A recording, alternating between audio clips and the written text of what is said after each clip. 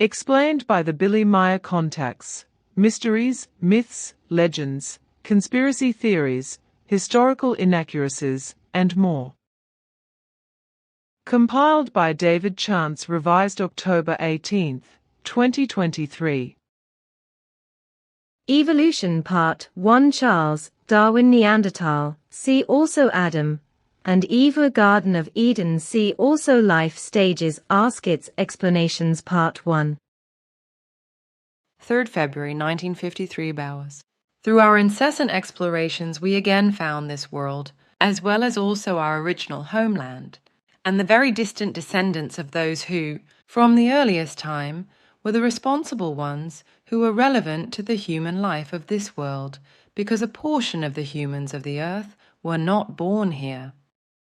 Many are descendants of those who came out of the expanse of outer space, and indeed from that space that you name Lyra and Vega with the eye of God, the Ring Nebula.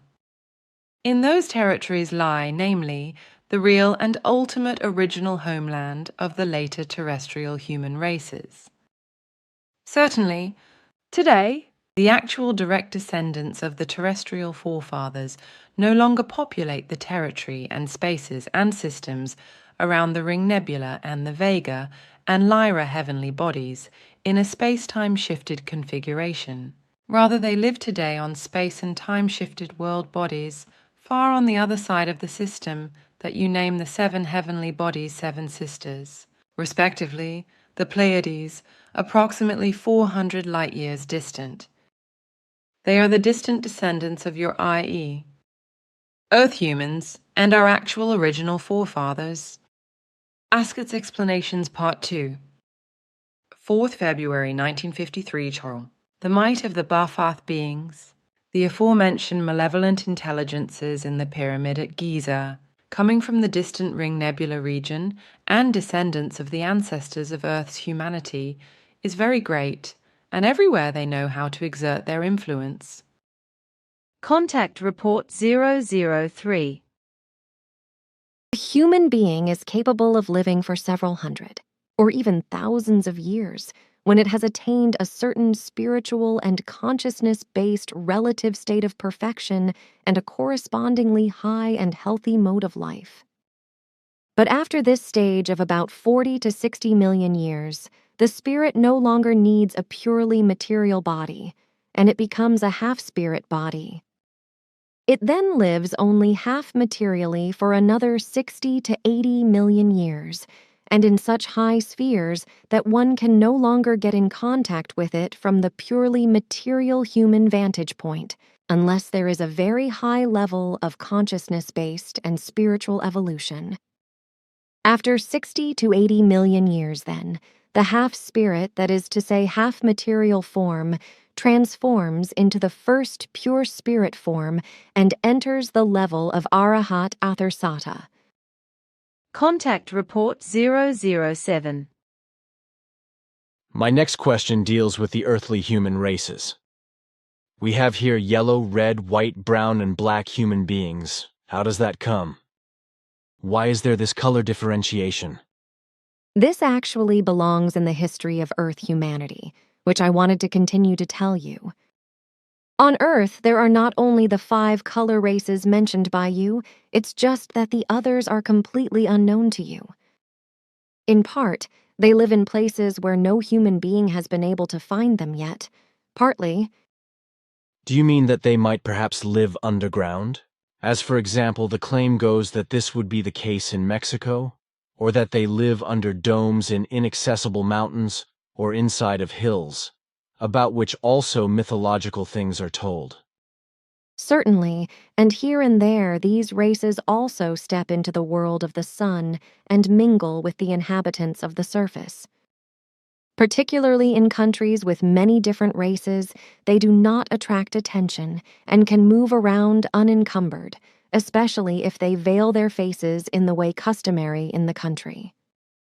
It gets already more difficult if the color of their face is very noticeable, so for example bluish who Live in the Indian area, yes? But further, I wanted to say that some differently colored races already became extinct a long time ago. But in the same way, they are all the product of the celestial suns. That is to say, they were begotten of them, just like the Earth races still existing today. The celestial suns or starfarers, as we want to call our forebears, were at home on many different planets of stars, in a different space-time configuration, or far away from the Sol system, whereby the planets were fundamentally different in climatic terms. Hence, they also produced other races which were able to adapt to the climate from the beginning.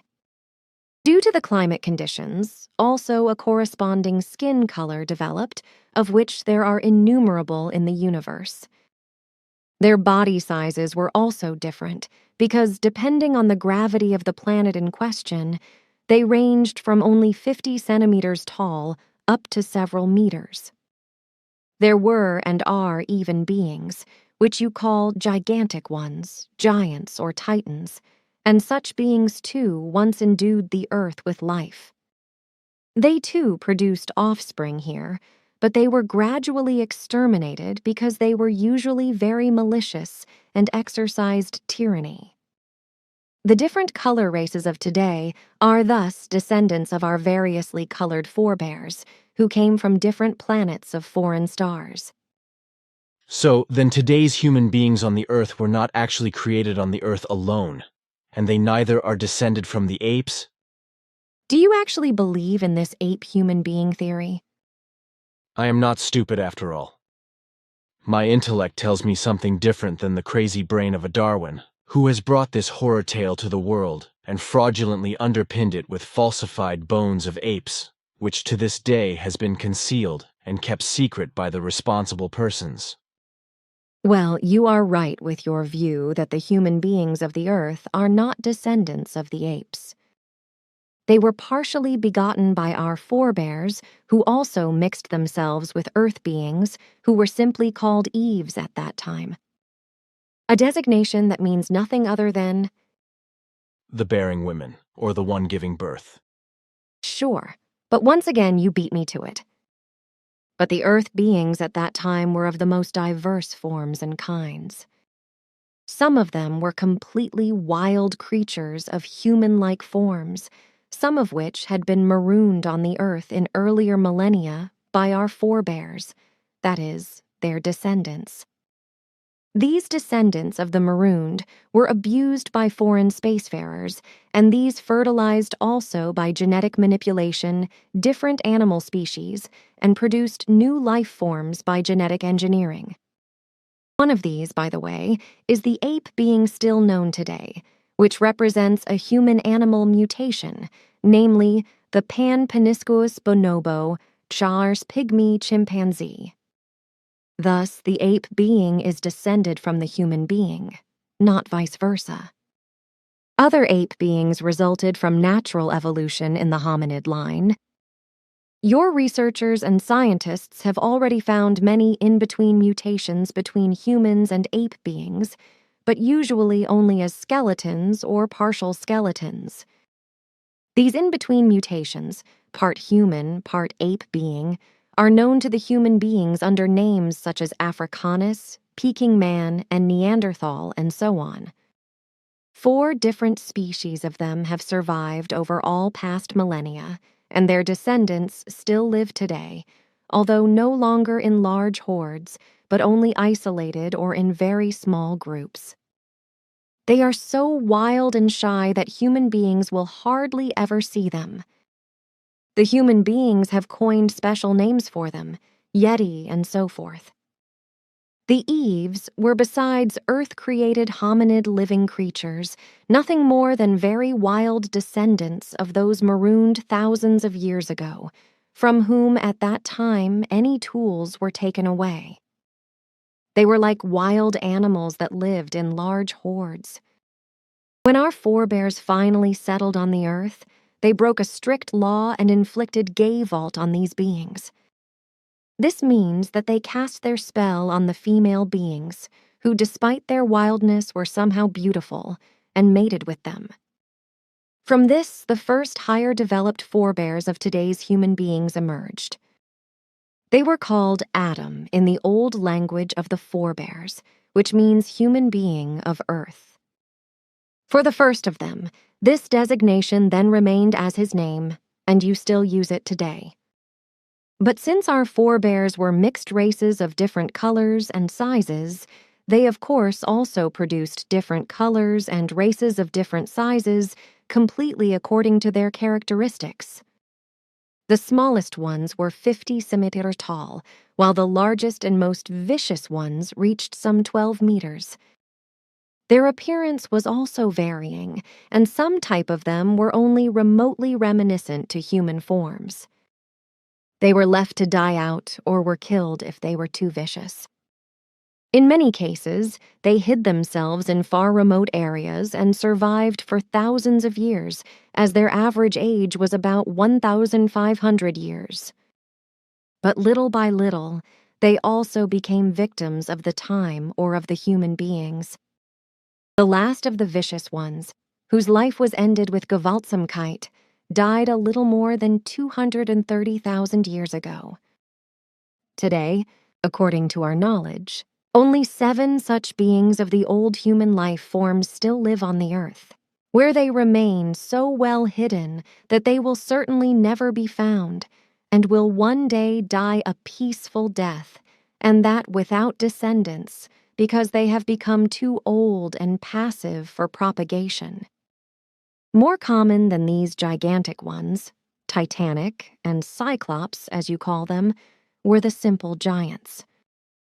They often served great and power-greedy rulers.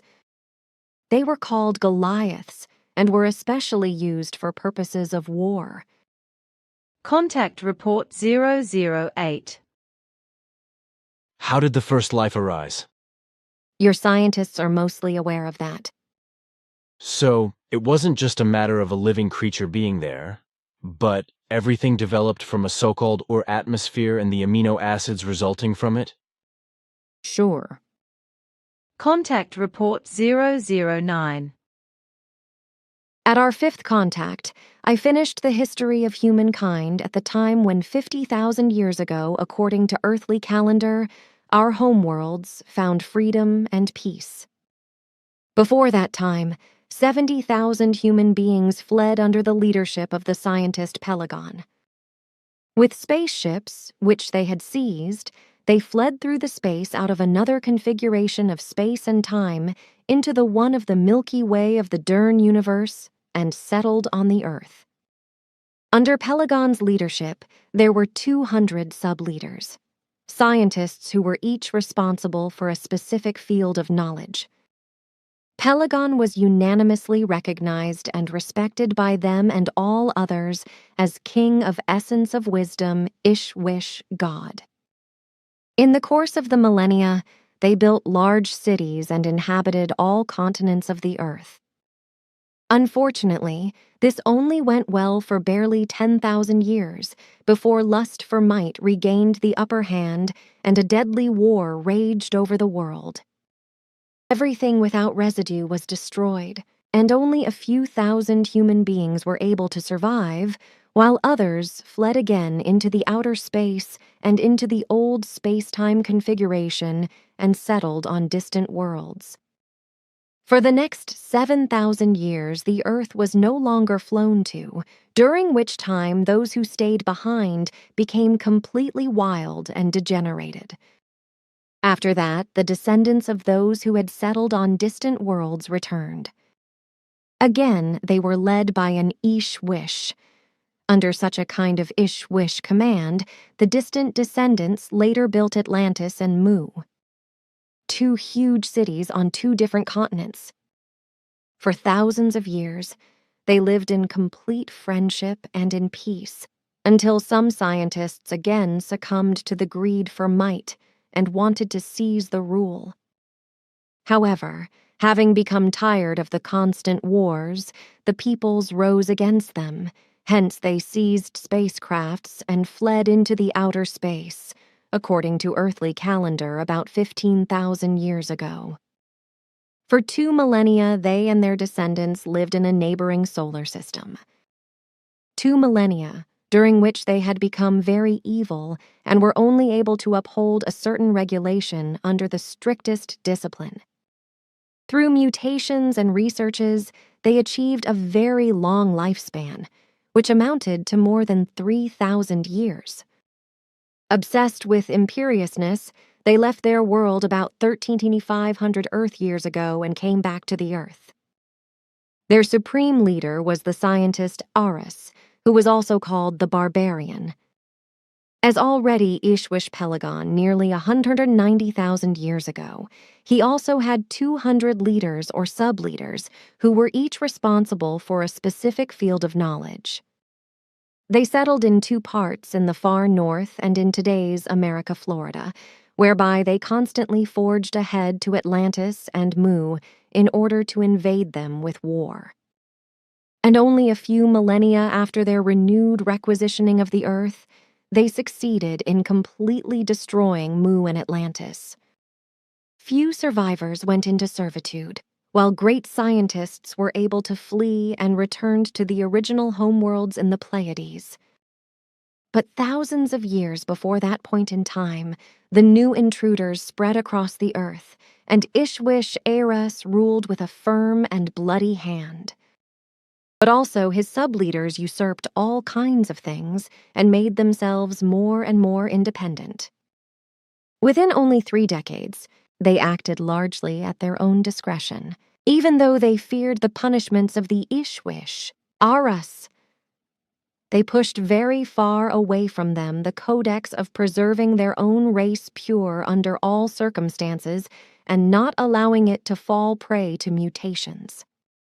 Forbidden and secretly, they went out and captured Earth-created life forms, but so also turned wild or mutated beings, which were very distant descendants of former human beings from the outer space.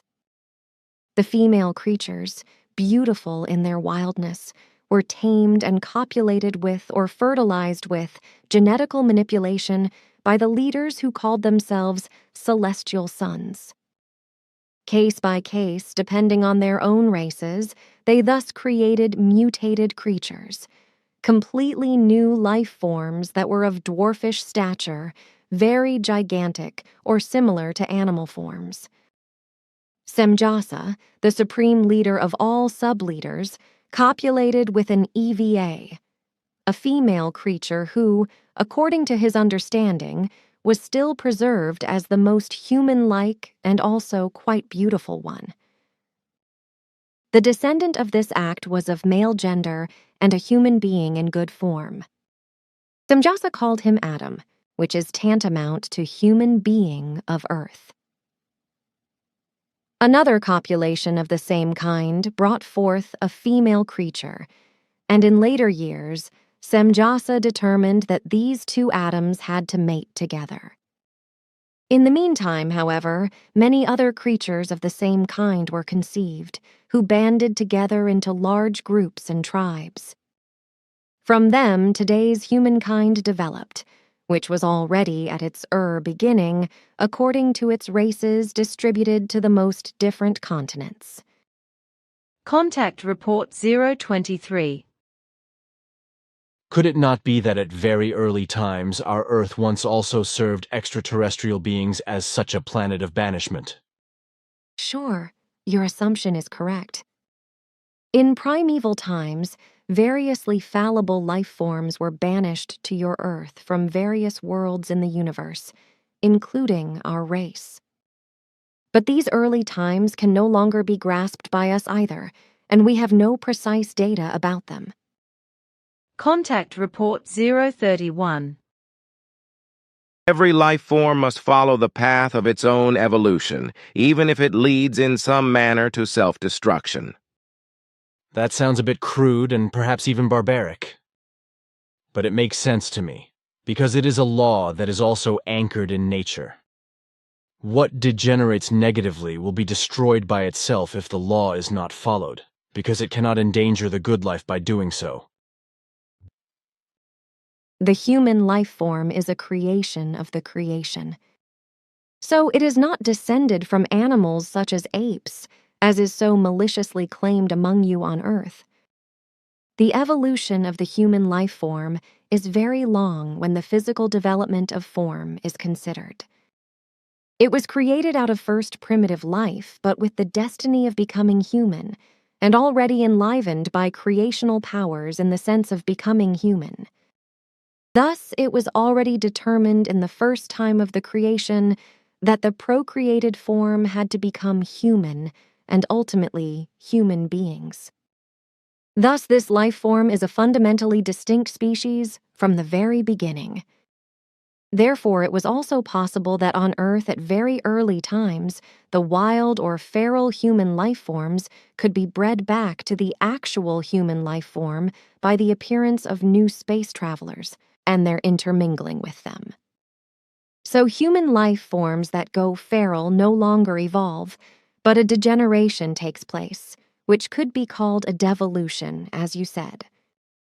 But this never goes so far as to cause the life form to lose what is actually human, for at a certain point, the degeneration ceases because the subconscious instinct of self-preservation inhibits further retrogression.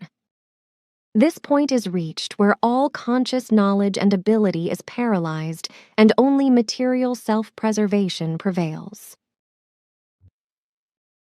It is nice to see the home system again, isn't it? Somehow I feel at home on Earth, even though it often seems very foreign to me. Every life form is tied to its home by feeling impulsations. As low as Earth humans and many other life forms in the innumerable universes are today in their spiritual development, etc., so low were our very early ancestors, from whom Earth humans are actually also descended. Contact Report 036. Every life form has to follow the path of its evolution itself. Contact Report 038. Every life form is subject to the change of progressive evolution. Subsequently, it collects cognitions and truth. Negative and positive powers become transformed in the balance and therewith, thus, in the power of life and constancy. The path of evolution is very long and burdensome, and it is marked by many kinds of external influences. In particular, the influences of the same kind of life forms exert powers over a single life form, which this life form is only able to control through living through greater spaces of time and teachings from which understanding and recognition result. This course of evolution belongs to the higher and highest life forms, just as it does also to the lower and lowest forms. This is a creational law of evolution, which possesses its validity for all times, and it is never subject to any kind of alterations. Contact Report 039. What really is the case with this? By that, I mean whether the Earth human is actually so disproportionate and ugly when he is compared to other life forms in the universe. The Earth human is a descendant of a human form from the depths of the universe that is very highly developed in every manner. Accordingly, he or she is also highly developed in his or her proportional form. In this connection, he or she is on an equal footing with our own race, which is already approximately 30 million years further developed. Even life forms that are still further developed have no better or more beautiful proportions, and even among them, there are those whom the Earth human would describe as ugly. The proportional beauty of the Earth human was already recognized in ancient Greece, which is why the human beings surpassing this standard of beauty were called Adonis, good-looking ones. At that time, the Earth human was somewhat wild, so the real beauty was only recognized in a few, while those through whom it was recognized were called the beautiful ones, if I use the current Earth human terms for it. At the present time, however, Since the Earth human has discarded his or her greatest wildness and consciously cares for their appearance, their given beauty comes to validity in its entire appearance. So today, in this regard, the majority of Earth humanity can be spoken of as Adonis forms. This refers to the Earth human's physiognomic, shape-related, and proportional appearance. The Earth human is one of the most well-proportioned and best-looking human life forms in the universe, who is only somewhat surpassed by his actual ancestors, who have reached the best possible perfection in proportional regard. The difference, however, is no longer very great, because the material form is subject to limits and cannot be extended. At the earliest times, when the human being of the earth was also produced by his or her indirect ancestors, his or her average age was reckoned at 1,007 years of life, for he or she, trained and informed by his or her progenitors, possessed an enormous level of knowledge and abilities. Unexpectedly quickly, however, they fell to the religions with their erroneous teachings and were thereby deprived of the true knowledge and the truth. They also necessarily began to work against all natural laws, became alienated to them, and lived in a recommendation-breaking and law-breaking manner. Everything together served for the loss of the high average lifespan, which fell lower and lower over the course of thousands of years and leveled off at a 20th of its earlier time. And indeed, especially because many different factors over many thousands of years negatively affected the life and also altered the genes. Contact Report 041. When two life forms live together in an alliance, differences of opinion inevitably arise. However, these do not have to ausarten into quarrels, as is so often the case with the Earth human beings. So, without exception, there are also differences of opinion in our marriages. And it would be very abnormal if it were not so. Also with us, like everywhere else, all life forms are varied in their evolution, so never two exactly alike poles are found together. If it were different, it would mean a flattening and abolition of evolution. Thus, two differently directed poles must always come together if evolution is to come about. This means, however, that these two different poles constantly rub against each other so that two different opinions collide, and therefore differences of opinion must arise for the purpose of evolution. This is an irrevocable law of the evolution, to which we and all other life forms in all universes are assigned. Contact Report 053. Have you ever heard of the theory that the monkey could descend from humans? It was told to me a few days ago. I know the old crazy Darwinian theory that humans are descended from monkeys. What idiocy. But that the opposite theory is also applied. I do not find that so absurd in the relationship, namely that certain monkey-like creatures, which I would like to call ape-men, such as a certain type of snowman, which I have seen, are actually descended from humans in the form that they have degenerated to the extremely possible state. But I do not want to address the actual monkeys and so-called apes like orangutan, which means forest man, the different gorilla species, the chimpanzees and the bonobos. Your question is illogical. On the one hand, you are aware that the human life form corresponds to a special creation act of the creation, and consequently is not derived from any other form of life, nor is it able to return to other forms of life through any natural or unnatural metamorphic processes. I did not say that. You certainly misunderstood me. I was talking about ape people, not apes. Sorry, it's my fault. Of course, it is what you say. The monkey forms, however, are no human relative life forms in the sense of a real relationship. They are probably very human-like in their interests, but they are a pure fauna life form, whose earliest origin leads back to the semi-flora world. They are indeed the most highly developed animal forms of this kind on the Earth, at least in the present time. You mean that other animal forms will develop to such a high level? Sure, because that is evolutionary according to the development of the planet itself. But this will take more than 1,000,000 years. A meaningless matter when I consider that I have been walking the earth here and there as a so-called normal person for millions of years.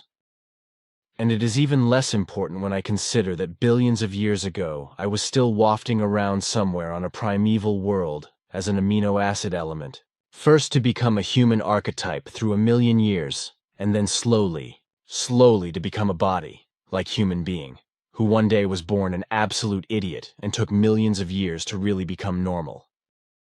What else is a 1,000,000-year-old? I really like to wait, and then at that time I will entertain myself as a new personality with these animal intelligence beasts. You are funny, but you could not be so wrong with what you said as a joke.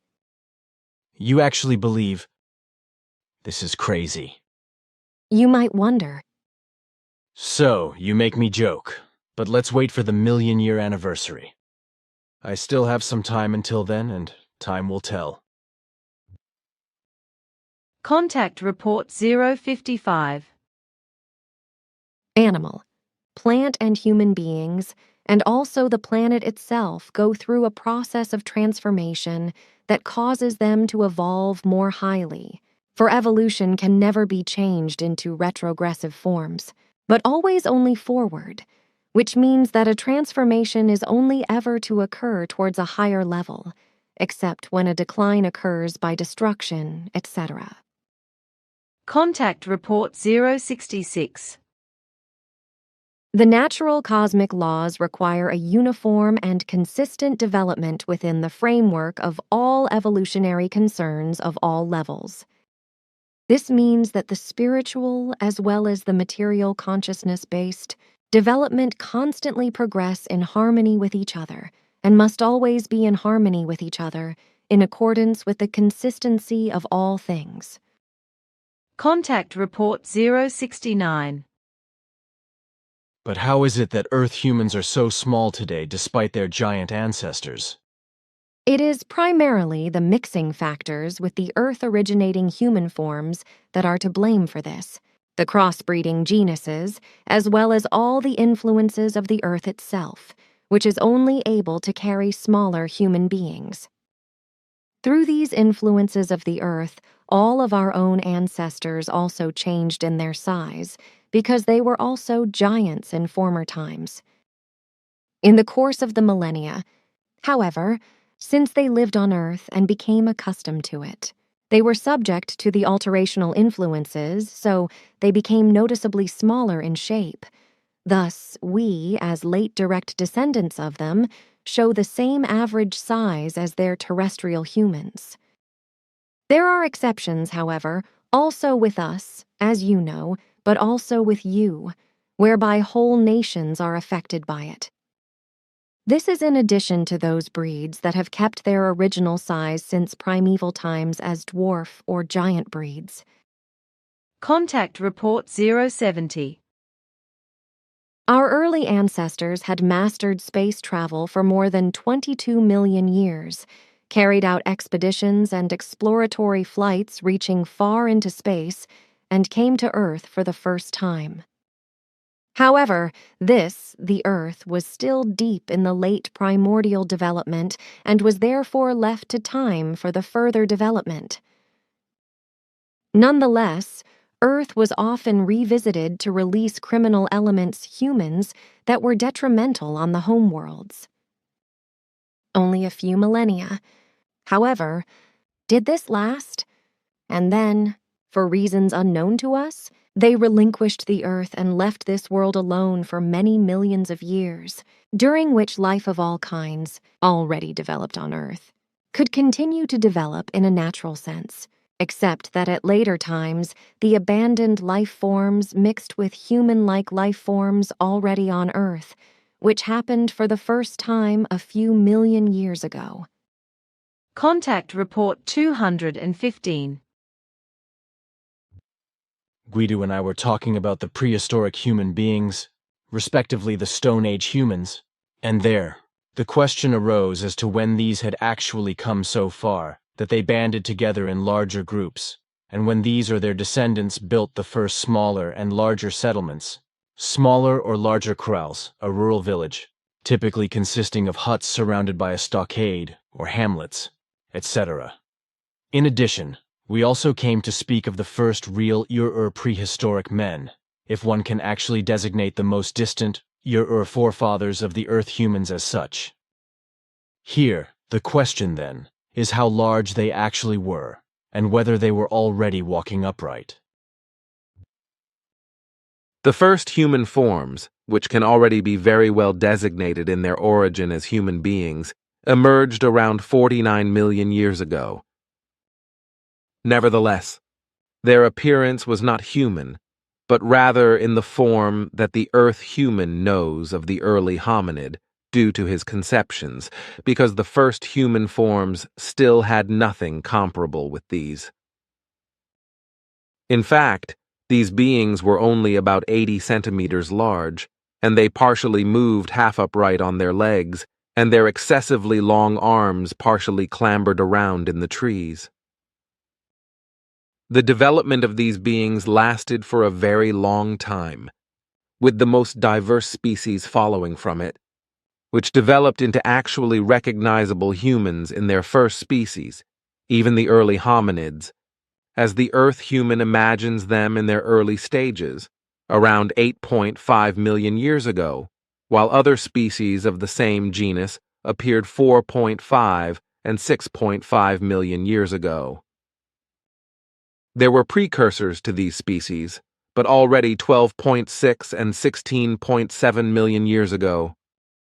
From the more distant descendants of all these human forms, who appeared in various places on the Earth, such as in Africa, Australia, Japan, China, America, South America, and in Europe, etc., as you now call these areas, there were already early accumulations of dwellings, settlements, as you say, in which whole kinships gathered together.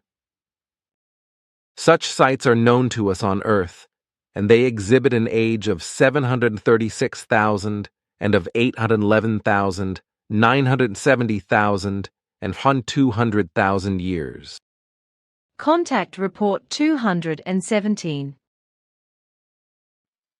Recently, we talked about the primeval times of the Earth, and the issue arose, which Simyase also once talked about, that at least once on the Earth, there had been a global glaciation, i.e. a total global ice age, which dates back about 600 million years. At the same time, the entire equatorial belt should have also been covered by many meters of thick ice and by enormous glaciers. This, along with the great ice ages and the small ice ages that repeatedly moved across the planet since ages ago, and will also continue to do so in the future. Through the total glaciation of global expansion, the entire Earth became a giant ball of ice, i.e. an actual ice planet. In addition, I ask you, since you are also a geologist and an expert in terms of the ice ages and so on, how the Earth was able to turn into an ice planet at all, and how the enormous masses of ice were able to melt and then disappear again. At the earliest times, the planet was, nevertheless, a giant glowing ball before it solidified and formed actual land masses, on which then, in the end, mountains raised themselves through inner Earth movements and processes, etc. It corresponds to the truth that at early times on the Earth, the ice regions and glaciers had advanced into the tropical zones and also forced the equatorial regions and even the entire planet under a mantle of ice that was many meters thick. Now, so that the Earth could free itself again from its enormous mantle of ice, the elementary, bubbling, inner life of the planet itself was decisive, namely the tremendous natural power of volcanism, through which the tremendous heat was generated, which eventually brought the ice crust of the Earth back to melting. But in addition to the lava and the heat, the volcanoes also eject huge amounts of the finest dust particles, that is to say, ash particles and so on and so forth, along with enormous masses of carbon dioxide, and these very factors are the ones that ensure that the heat of the sunlight is trapped in the atmosphere. But primarily, it is carbon dioxide that is decisive for this heat effect, for throughout the entire global ice age, which lasted on Earth for 12.47 million years, this gathered together in unimaginable mass in the atmosphere, heating it to about 57 degrees, which entailed that a tremendous global greenhouse effect arose, through which the enormous masses of ice slowly began to melt. By what means the global freezing dissolved up to the small areas at the North Pole and the South Pole, as well as in isolated mountain areas, etc. This was also the case on the ground, which took place about 600 million years ago. Of course, immense layers of clouds originated from the slow evaporation of the masses of ice, which surrounded the entire Earth as a closed cloud cover and which, in turn, led to a renewed and even much more extreme climate change. Then, after many millions of years, it began to rain for the first time on Earth, and indeed, in such immense masses that everything was set under water. This tremendous time of rain, during which the waters fell like a flood from the clouds to the ground, lasted for 142 years without interruption, and of course, new evaporations of the falling down water masses took place again and again, by what means the cloud formations were continuously fed, while the powerful volcanoes naturally remained active and constantly ejected new carbon dioxide into the atmosphere. The flood-like falling down water masses combined in the atmosphere with this carbon dioxide, forming acid rain, from which then, over the course of time, natural lime developed on the Earth. This was the development of the Earth in relation to the total global freezing, which then also firstly formed the actual origin for the original emergence of the first microlife forms of a single-celled kind, from which, over the course of millions of years and centuries, life forms of the water, land, and air evolved up to the higher kinds, after which then the Earth human emerged from the whole thing and evolved over many depths and heights to the current state. Until the global ice age around 600 million years ago, only thermal life forms, that is to say thermal bacteria, existed on the Earth in the scorching heat of the magma and lava, and these life forms were partially expelled from the hot springs of above-ground geysers, as well as from small or larger black funnels or chimneys rising high up at the bottom of the sea, and to be sure, along with the other primitive forms, from which, over the course of time, new unicellular life forms could evolve, which settled in the sands of the shores of the seas and other bodies of water, and evolved under or in the sand to multicellular life forms. But at the same time, comets as well as meteors and asteroids as well as interstellar clouds of microbes played a very important role once these came into the immediate vicinity of the Earth and fell down upon this, thereby bringing their microbes, etc. to the planet, which combined in part with the Earth's already developed life forms of a similar kind, and thereby created new life, or else life forms that were independently brought from space emerged from these.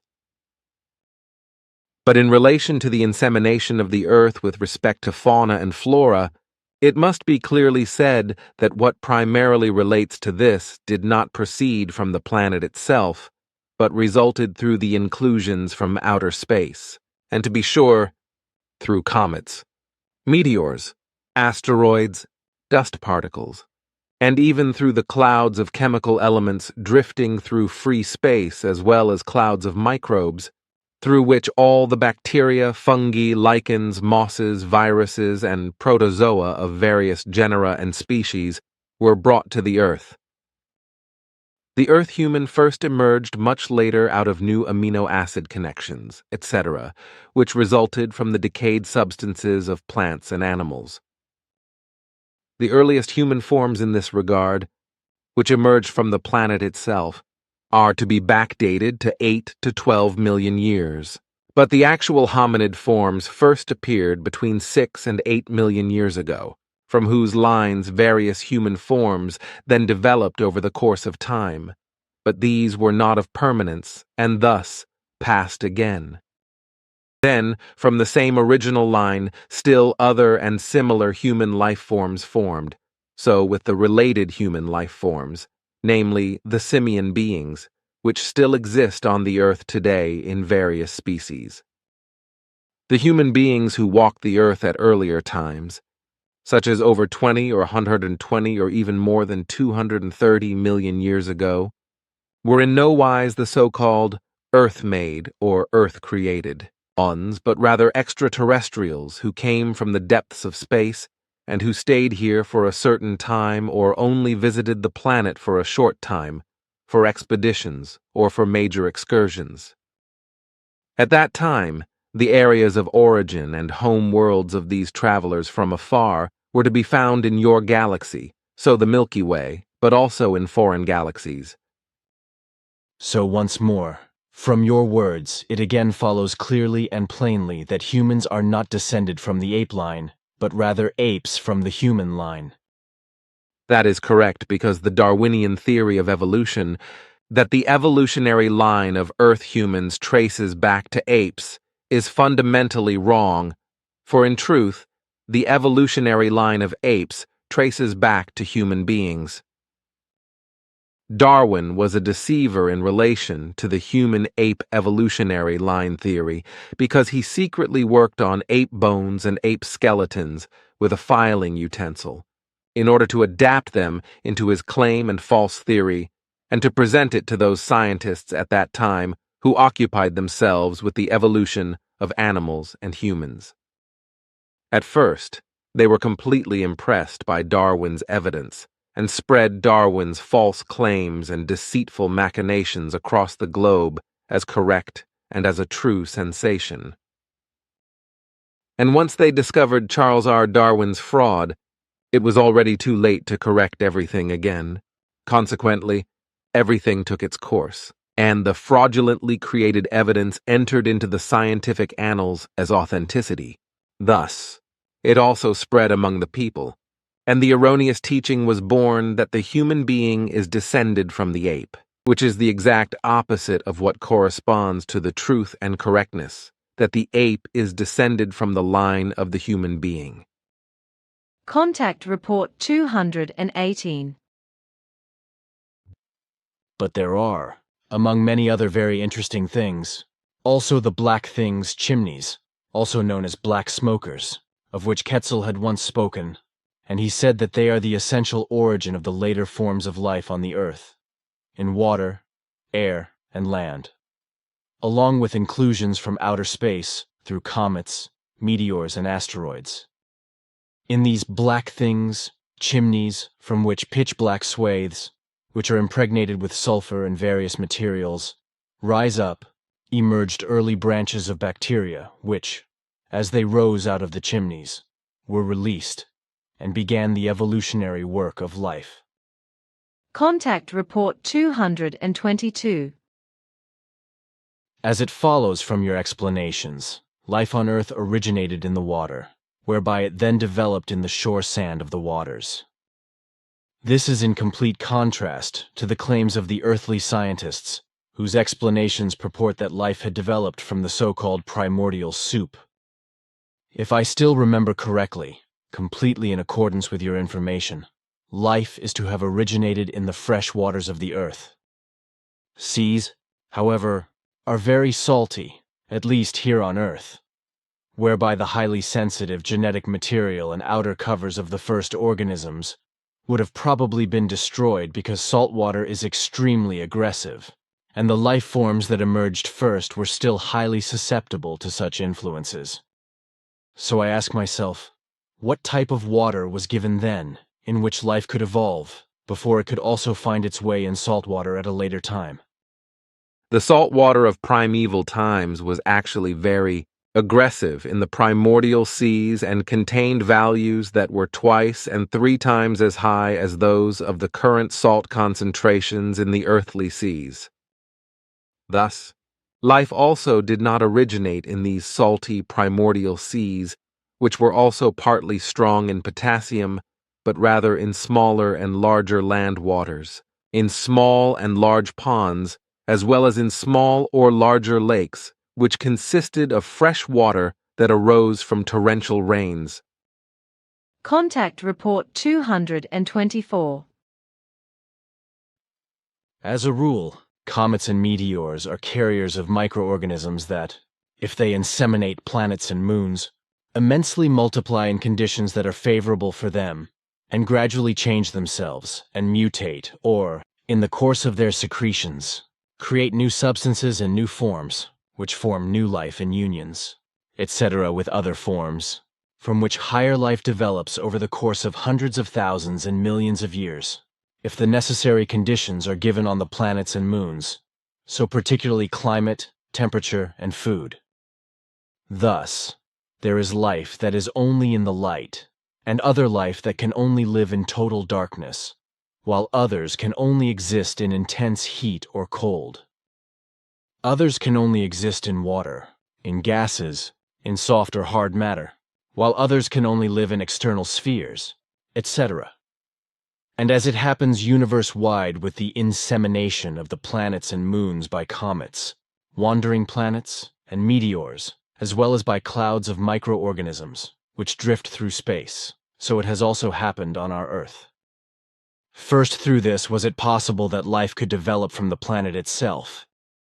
So if it is said that the Earth created life from itself, then this is to be understood in the sense that first, it became inseminated by microorganisms from outer space, precisely through comets, wandering planets, meteors, and clouds of microorganisms, etc., which then multiplied on our planet when conditions that were life-favorable for them were created by this. Primarily included in these favorable conditions was volcanism, in which thermal microorganisms romped about, from whose effects, however, also climatic and atmospheric forms and layers, etc. developed, and after this developed lichens and mosses and later higher plants, and after that the animal forms, and at last human beings were able to develop. Mainland life emerged here in the sandy shore layers of the seas and other waters, but this earthly original form of life first developed in the primeval waters, which still would have been undrinkable and deadly for humans and for actual animals. This process of the origin of life on Earth is likewise given throughout the whole universe. So thus, there are micro-organic as well as low and higher and even high life forms elsewhere on other worlds, and with these also humans, as your existence probably proves sufficiently, and indeed, even against all the nonsensical assertions of know-it-alls and other lunatics, who believe that higher life or any life at all would only exist on our Earth. I have nothing else to say to that, for your remarks correspond to the reality. It would just be important to explain the actual original source of all life and all matter when it falls into your knowledge. It can indeed be assumed that you will also have this conversation transmitted later and will publish it for the instruction of the Earth humans. I will, yes. Of course, I also know how life and matter actually originated. I just have to reach for the explanation in the spiritual teaching, aka creation energy teaching, which reveals what the four original substances, fire, air, water, and matter, originated from. In the first part of Genesis, sentences 123 to 131, the following is to be read. The idea of the creation was in becoming and being born, and the coagulation of the becoming visible space was seethed through by milky flakes, which grew as spiritual and material life into the creation and the universe. Life had become existent. The root remained, the light remained, the flakes remained, but the creation was one with everything in its division. From sentences 159 to 163, it is further explained as follows. Having recognized itself in its consciousness, the creation grasped the worth of its coming forth idea. Through the power of its thoughts, it created further. It created bodies and forms in multiplicity and variety, through which it animated the universe in diversity. And if I should now explain this in an interpretive way, which goes beyond the spiritual teaching, creation energy teaching into physics, and which should be understandable, then I must do this as follows.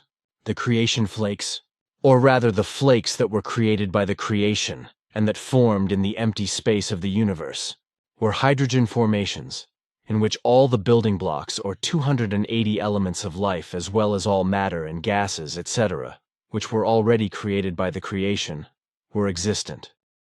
These hydrogen formations or hydrogen flakes combined themselves over the course of time into larger masses, and condensed themselves to such an extent that incredibly high temperatures arose within their interior and detonated the mass.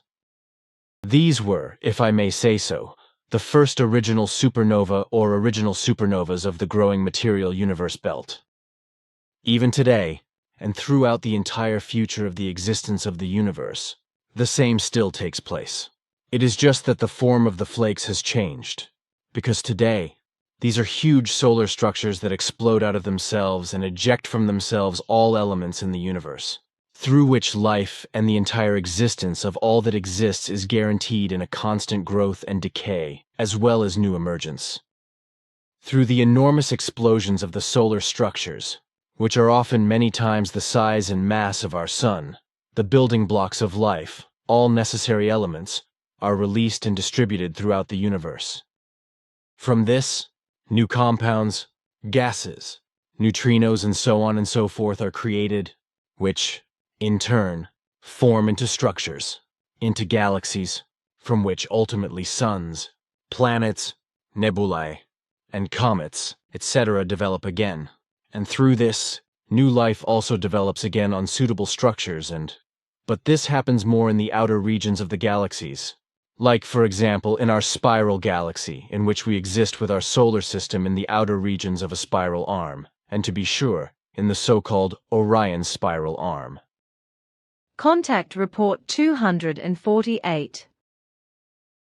Do you also have any knowledge about when the first illnesses appeared on Earth, by which humans or pre-humans were attacked? I can give very precise information about that, because according to our research, there were health illnesses and diseases on Earth approximately 4.5 million years ago. There were already Earth-created humans? There were only early forms of humans, upright walking, hominid tree dwellers, and ground inhabitants. But still, clearly human life forms? Certainly. But these beings were not yet filled with reason and understanding in the way that the actual first human was, who even disposed of cognitive reason and a recognizable consciousness.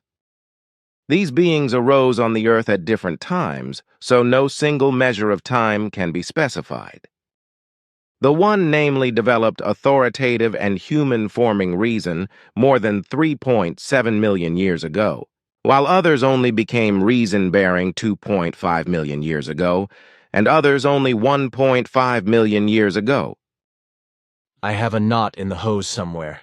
In the past, one told me, nevertheless, that humans had already been created on the Earth 6 to 12 million years ago. How does it happen that you speak of lower figures? There must be a misunderstanding because the first human life forms emerged on the Earth 6 to 12 million years ago, which then developed over time into the human life form Homo sapiens.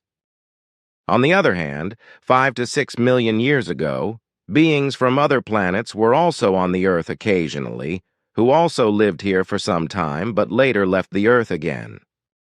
Perhaps these beings are meant in your recollection, whose reason had already been given. Perhaps I no longer remember this exactly. There was also once talk of human life forms that were created 6 to 8 million years ago, as well as those created 8 to 12 billion years ago. I understand. You mix up the facts a bit, my friend.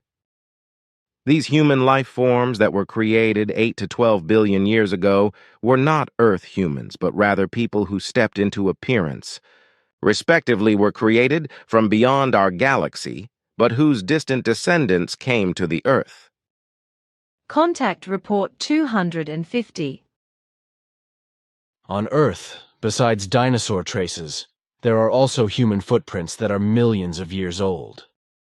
These are both impressions that are still of normal size today, as it were, and those that are gigantic and thus originate from giants or giants, etc., and are much older in origin than the oldest traces of hominids found or their bone finds, which can only be traced back to about 4.5 million years, although Earth-born humanoids lived 9 to 12 million years ago.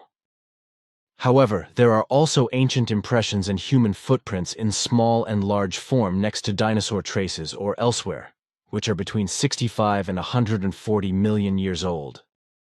How do you explain this when the first primeval human, hominid life forms on Earth lived at the earliest 9 to 12 million years ago?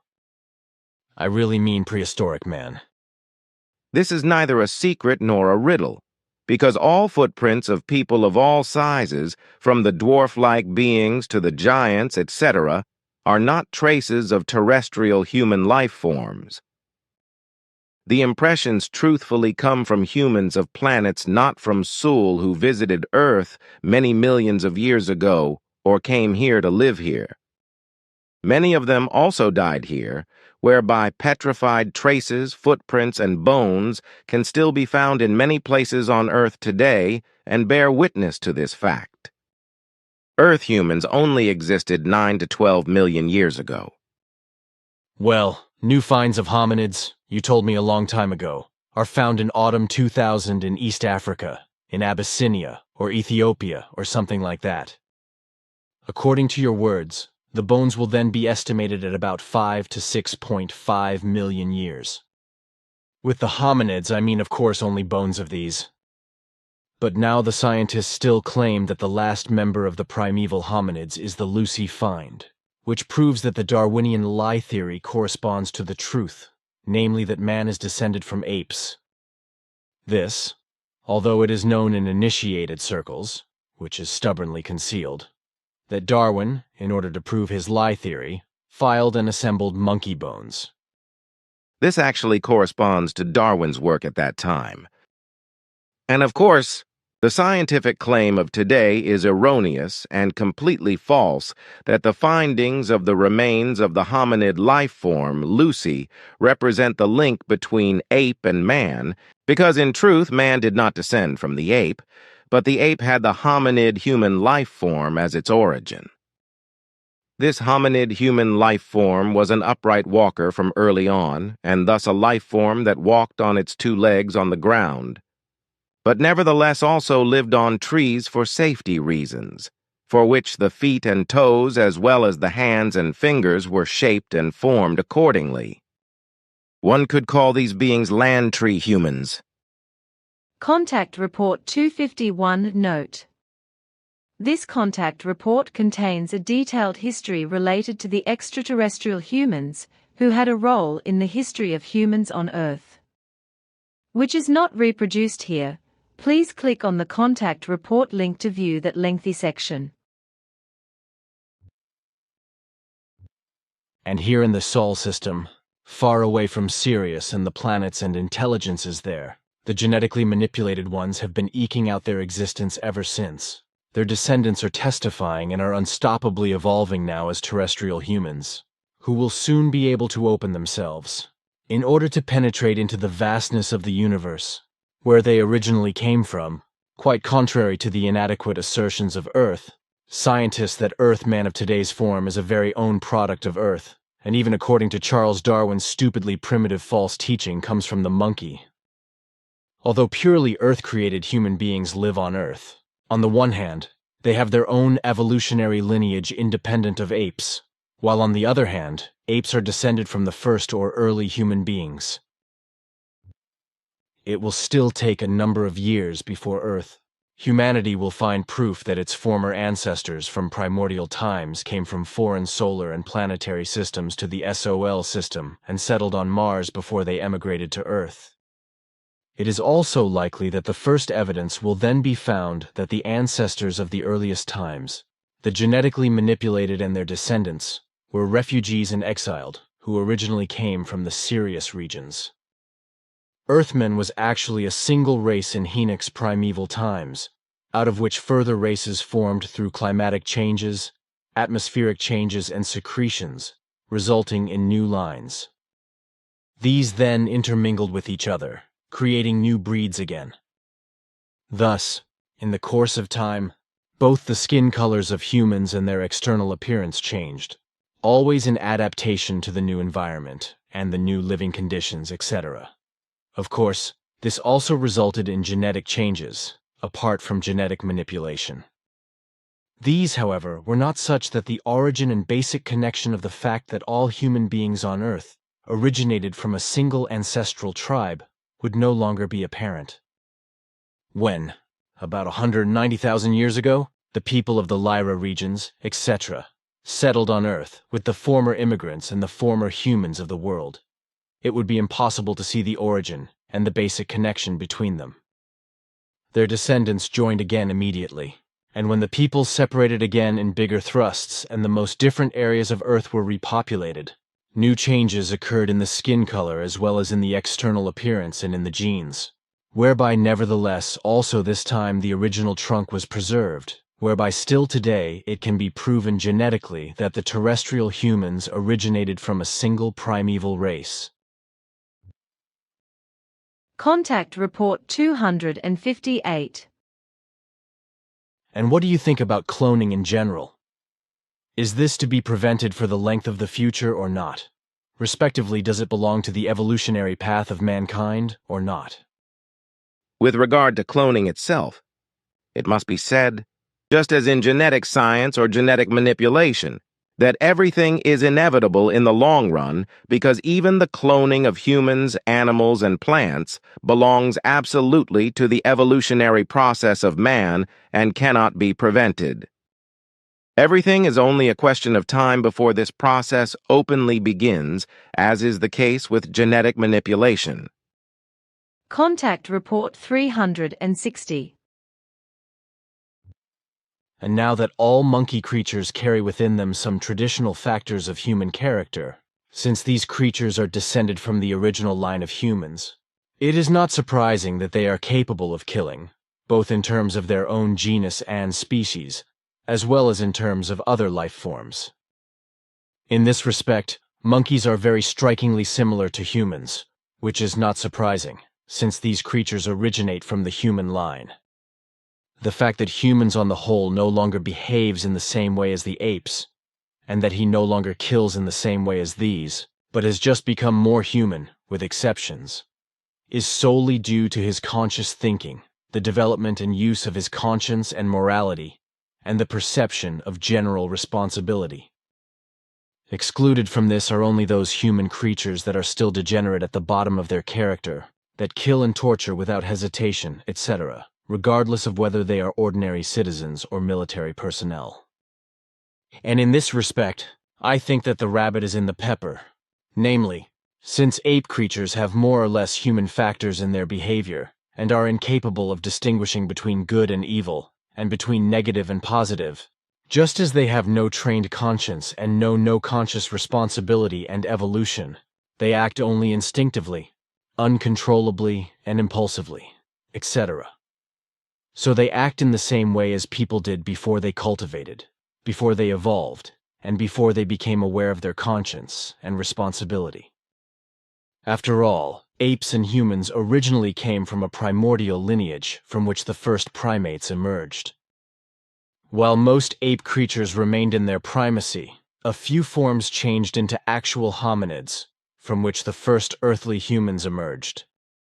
Therefore, a very strong distinction must be made between primates and hominids, because primates are and remain wild, instinct-driven, impulsive ape creatures, which are not capable of thought and feeling control, have no conscious conscience, and have no conscious responsibility.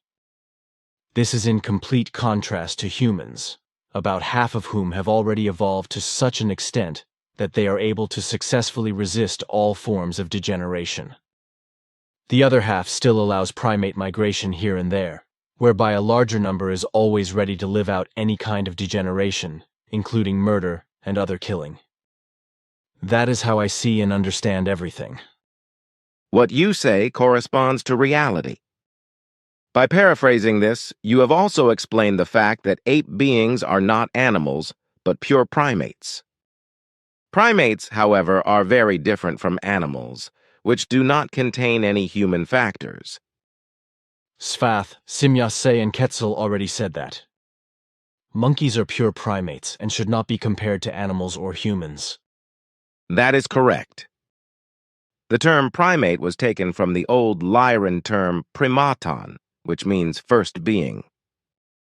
Also, the term human, which means man, originates from the old Lyrian language and was integrated into the earthly languages. It is completely wrongly handed down that the term should originate from early or late Latin, etc., because the true origin lies thousands of years ago, namely with the old Lyrian emigrants who left their home worlds for war reasons and settled on Earth for some time, only to emigrate again later. So when the late Latin explanation for primates is described as a member of an order of mammals or master animals comprising humans, apes, and prosimians, then this corresponds to an unforgivable falseness and falsification in terms of including humans. First of all, man is not a primate being that has only an instinctive consciousness and not a consciously evolutionary consciousness, so that he cannot be called a primate being. And secondly, the term human clearly states that he is a human being with a conscious consciousness, so that conscious evolution is also given to him. And what still has to be explained in principle, in the origins of the development of primate beings, their form of consciousness was such that their consciousness was oriented towards a conscious evolutionary consciousness, as well as towards a form of instinct consciousness and impulse consciousness.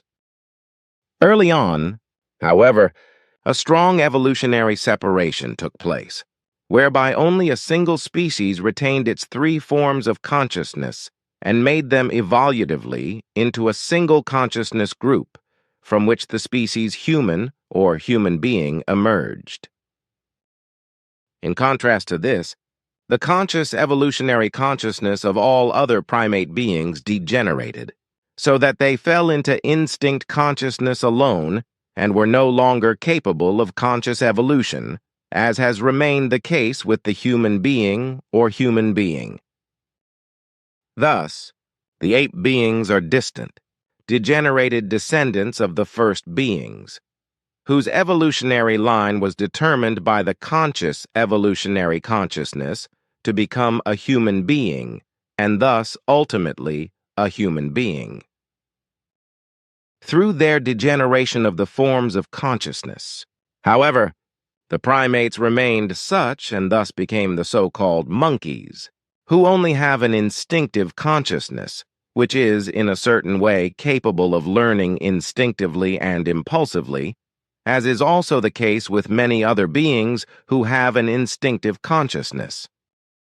And finally, it must be explained that on all worlds in the universe that bear higher and higher life, the evolutionary course to man or the incarnation through evolution is the same, and consequently primate beings or first beings arise everywhere, from which on the one hand the genus man develops through further evolution, while the remaining first beings fall victim to a degeneration of the form of consciousness, and thus remain primates or become ape beings, as they are called by the terrestrial human being.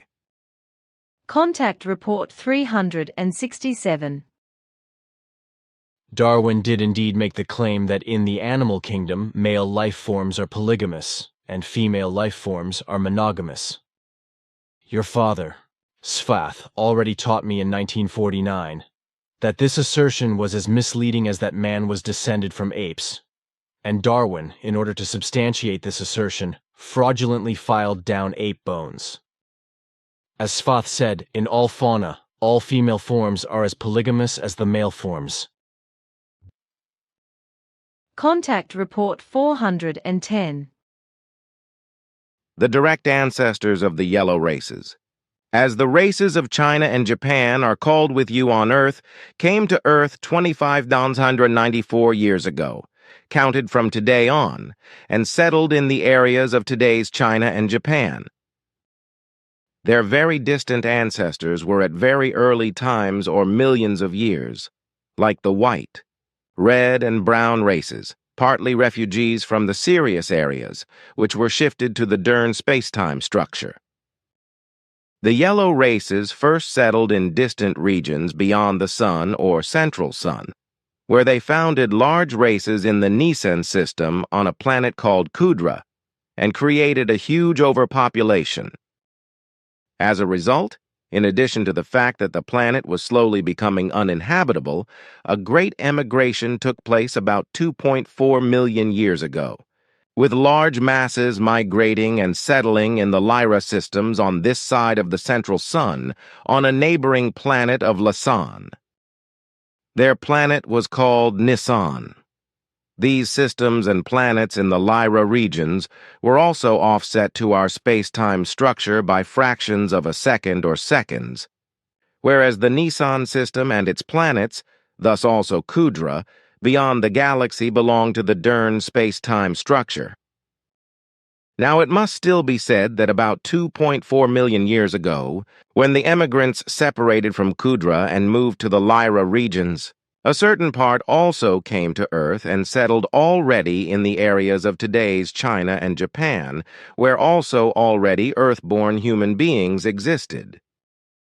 The early emigrants from the Kudra peoples who settled on Earth were left to their fate without any technical achievements, because the transport ship that should have brought the technical materials never arrived on Earth, but remained lost. Thus, the immigrants were also deprived of the technology that would have enabled them to contact the emigrants in the Lyra systems. This resulted in them being forgotten. 25,994 years ago, Nisan was once again overpopulated, and larger groups of emigrants were formed to investigate other emigrants in the past. So they also came across the Earth and the areas of today's China and Japan, which resulted in migrations to these areas on the Earth and the resettlement of today's China and Japan, including the merging with the very distant descendants of the former emigrants and with the Earth-born. Contact Report 437. Your line of primates, becoming of human and ape.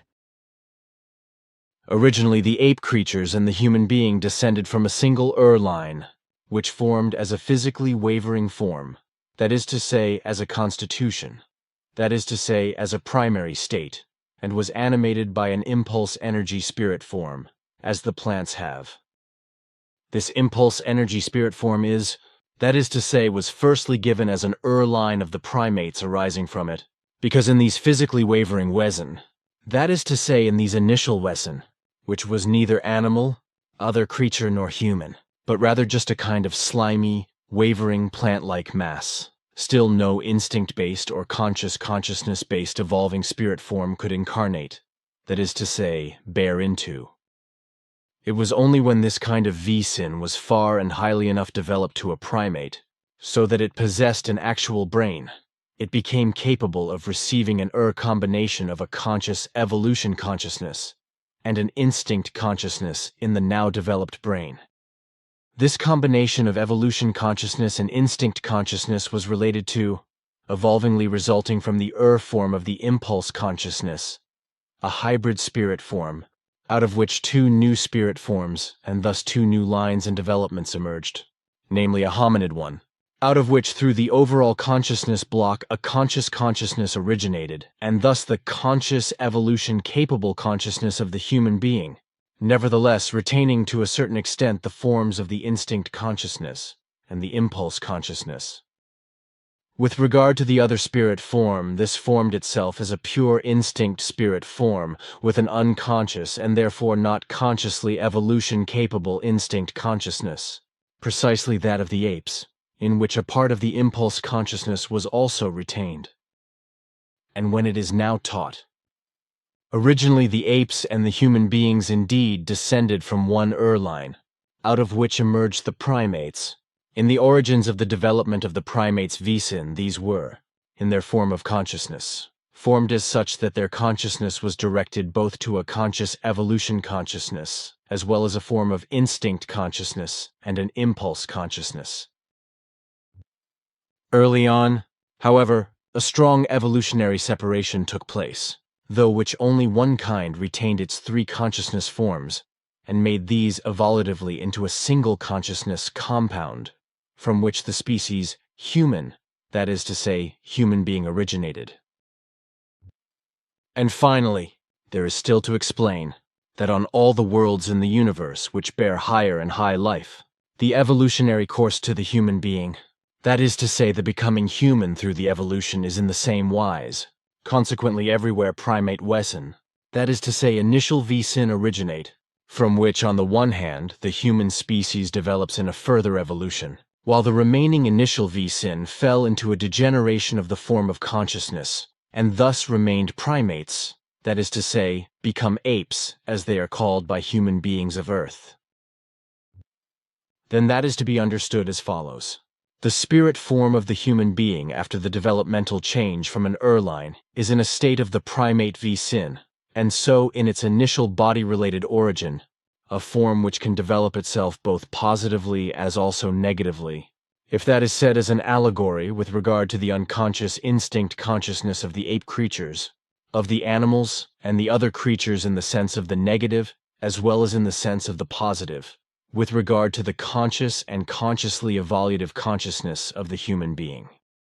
Fundamentally, it is given with the first becoming of each spirit form, that it comes forth out of an evolutive developmental change of an unconscious impulse consciousness, that is to say, from an impulse spirit form, that is capable to developmentally change to the higher, and develops itself in the hybrid stage only to the actual conscious human or unconscious animalistic spirit form, just as that is the allegory for the material life forms, which in the first stages during the conception, that is to say, procreation and becoming, show a neutral form and develop themselves only through the further development to the positive, that is to say, male, as well as to the negative, that is to say, female. I have here yet another question, because someone has asked me for an answer in the bulletin regarding on what Charles Darwin, in 1859, has constructed his theory of evolution, that the human being would be descended from apes. I learned from your father, Svath, that Darwin falsified an ape skeleton in order to prove his theory, whereby, however, his assertion, being that the human descended from apes, did not even grow out of his own rubbish. In reality, as Svath explained, Charles Darwin was linked with Tibetan Buddhists, who told him of the Tibetan legend, according to which all human beings would descend from 8 different branches of apes. Can I convey my answer in this way? Of course, because what my father explained to you corresponds to the truth. Darwin was a human who craved renown and did everything illicitly and dishonestly to greatly build up his image. The Darwinian teaching of evolution in regard to the Earth humans, that they originally arose from the apes, is truly not based on his own thought processes or from his own research, rather on a Tibetan legend that all humans descended from 8 different branches of apes. Darwin put the legend to use, whereby he suitably filed certain bones of an ape skeleton in order to substantiate and provide a line of evidence for his deceit, and presented the whole thing to the scientific body of the day. Darwin, as founder of the so-called modern theory of evolution, actually did study medicine and then later theology, whereby he came into contact with Buddhists from Tibet. Indeed, he was generally dealt with as a naturalist, but that role started as he took part in the world voyage of the survey ship Beagle, which was underway on the world's seas from 1831 until 1836.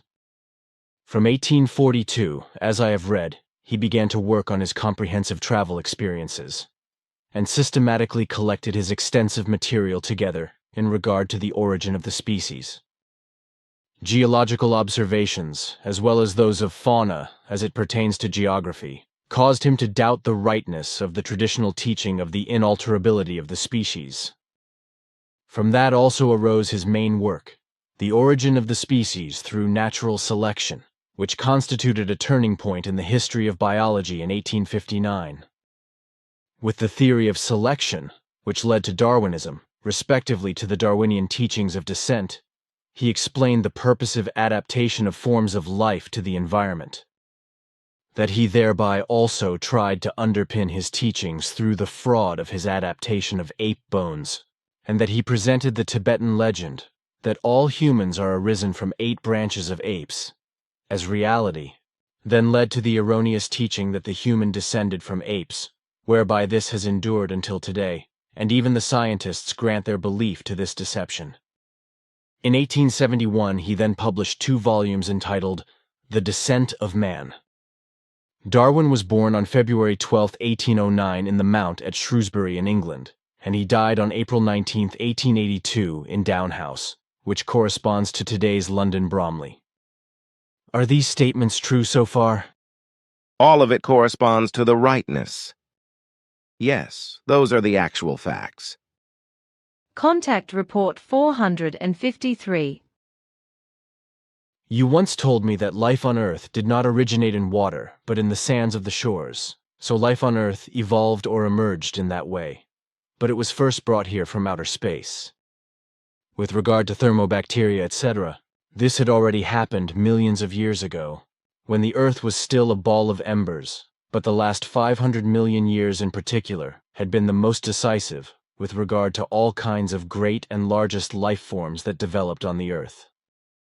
And after that, the last 70 million years in particular were of great importance, during which many comets and meteors and large amounts of space dust, ice, and water fell to Earth, bringing with them much bacterial life and amino acids, from which more and more diverse life developed. This is clear to me as far as it goes, but I'm interested in what the actual origin of this life was. It would have to have been the chemistry and physical processes of the universe, I think. Your assumption is correct. The origin and existence of all life owes this to the basic laws of universal chemistry and physics, from which left-turning amino acids developed fundamentally for the emergence of life itself, which formed and also continue to form the main factor of the biological emergence of life as a whole in universal breadth. From this it also emerges that every form of life is planetary, chemically, physically conditioned.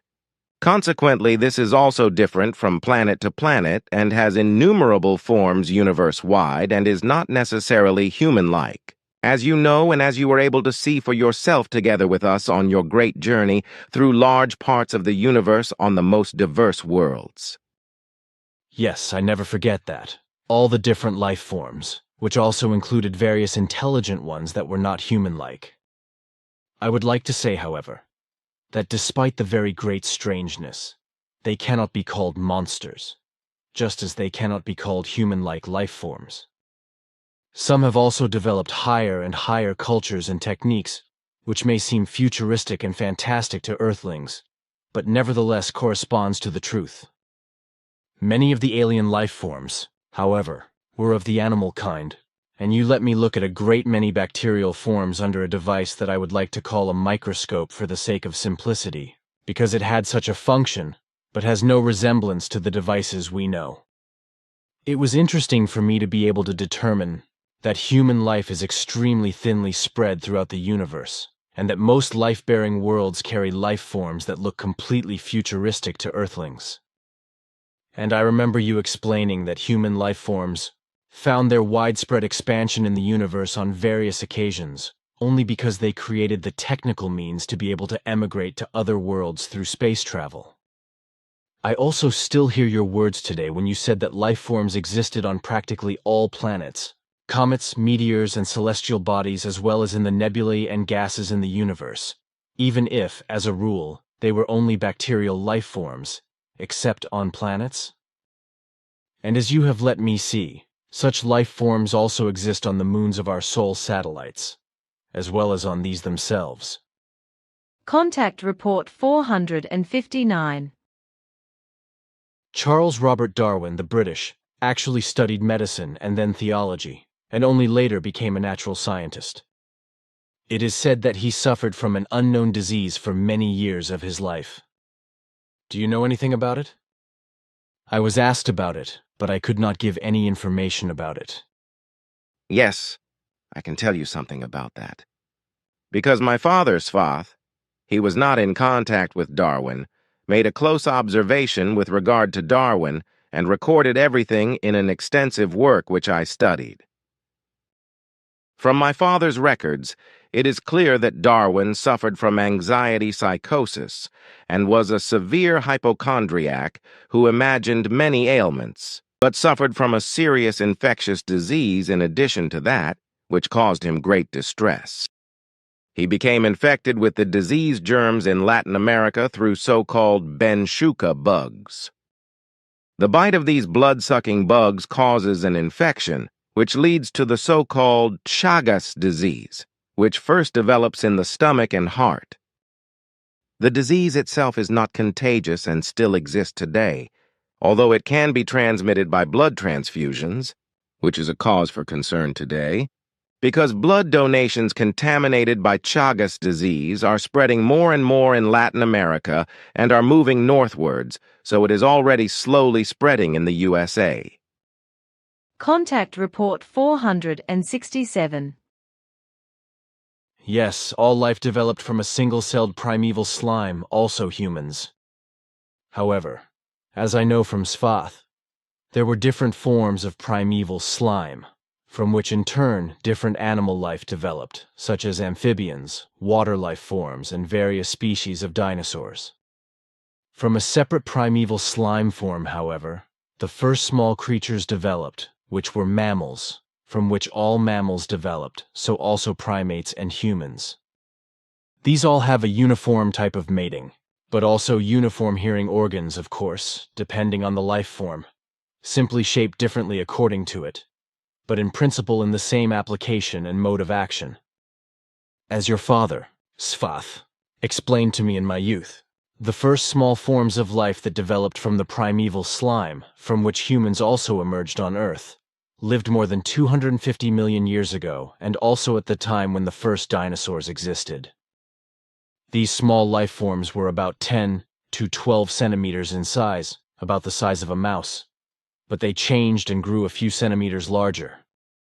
Their lifetime was just 1 year, but with time their age increased, the bigger they became. The transformation over millions of years led to different life forms, but only to mammals, and finally to many species of primates and to forms from which humans emerged, and from which also the different apes and those creatures that have not been found yet, like the Yeti, which is called Mahalidama by the locals and Mandibarung elsewhere. Also Bigfoot and Sasquatch, etc. belong to it. Now, to cut a long story short, what is the name of the little animal that is the origin of all mammals, primates, and humans? Our name of the small creature is Barani, but the little animal is now also known to earthly paleontologists through findings of fossilized bones, and they call it Adelobasileus, Adelobasileus cromptoni. Contact Report 469.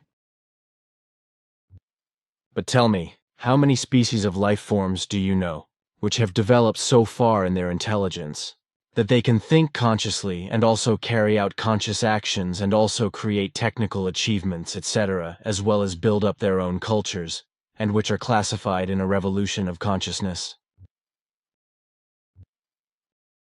We know of 14 different species of life forms as they correspond to your question and which I can tell you.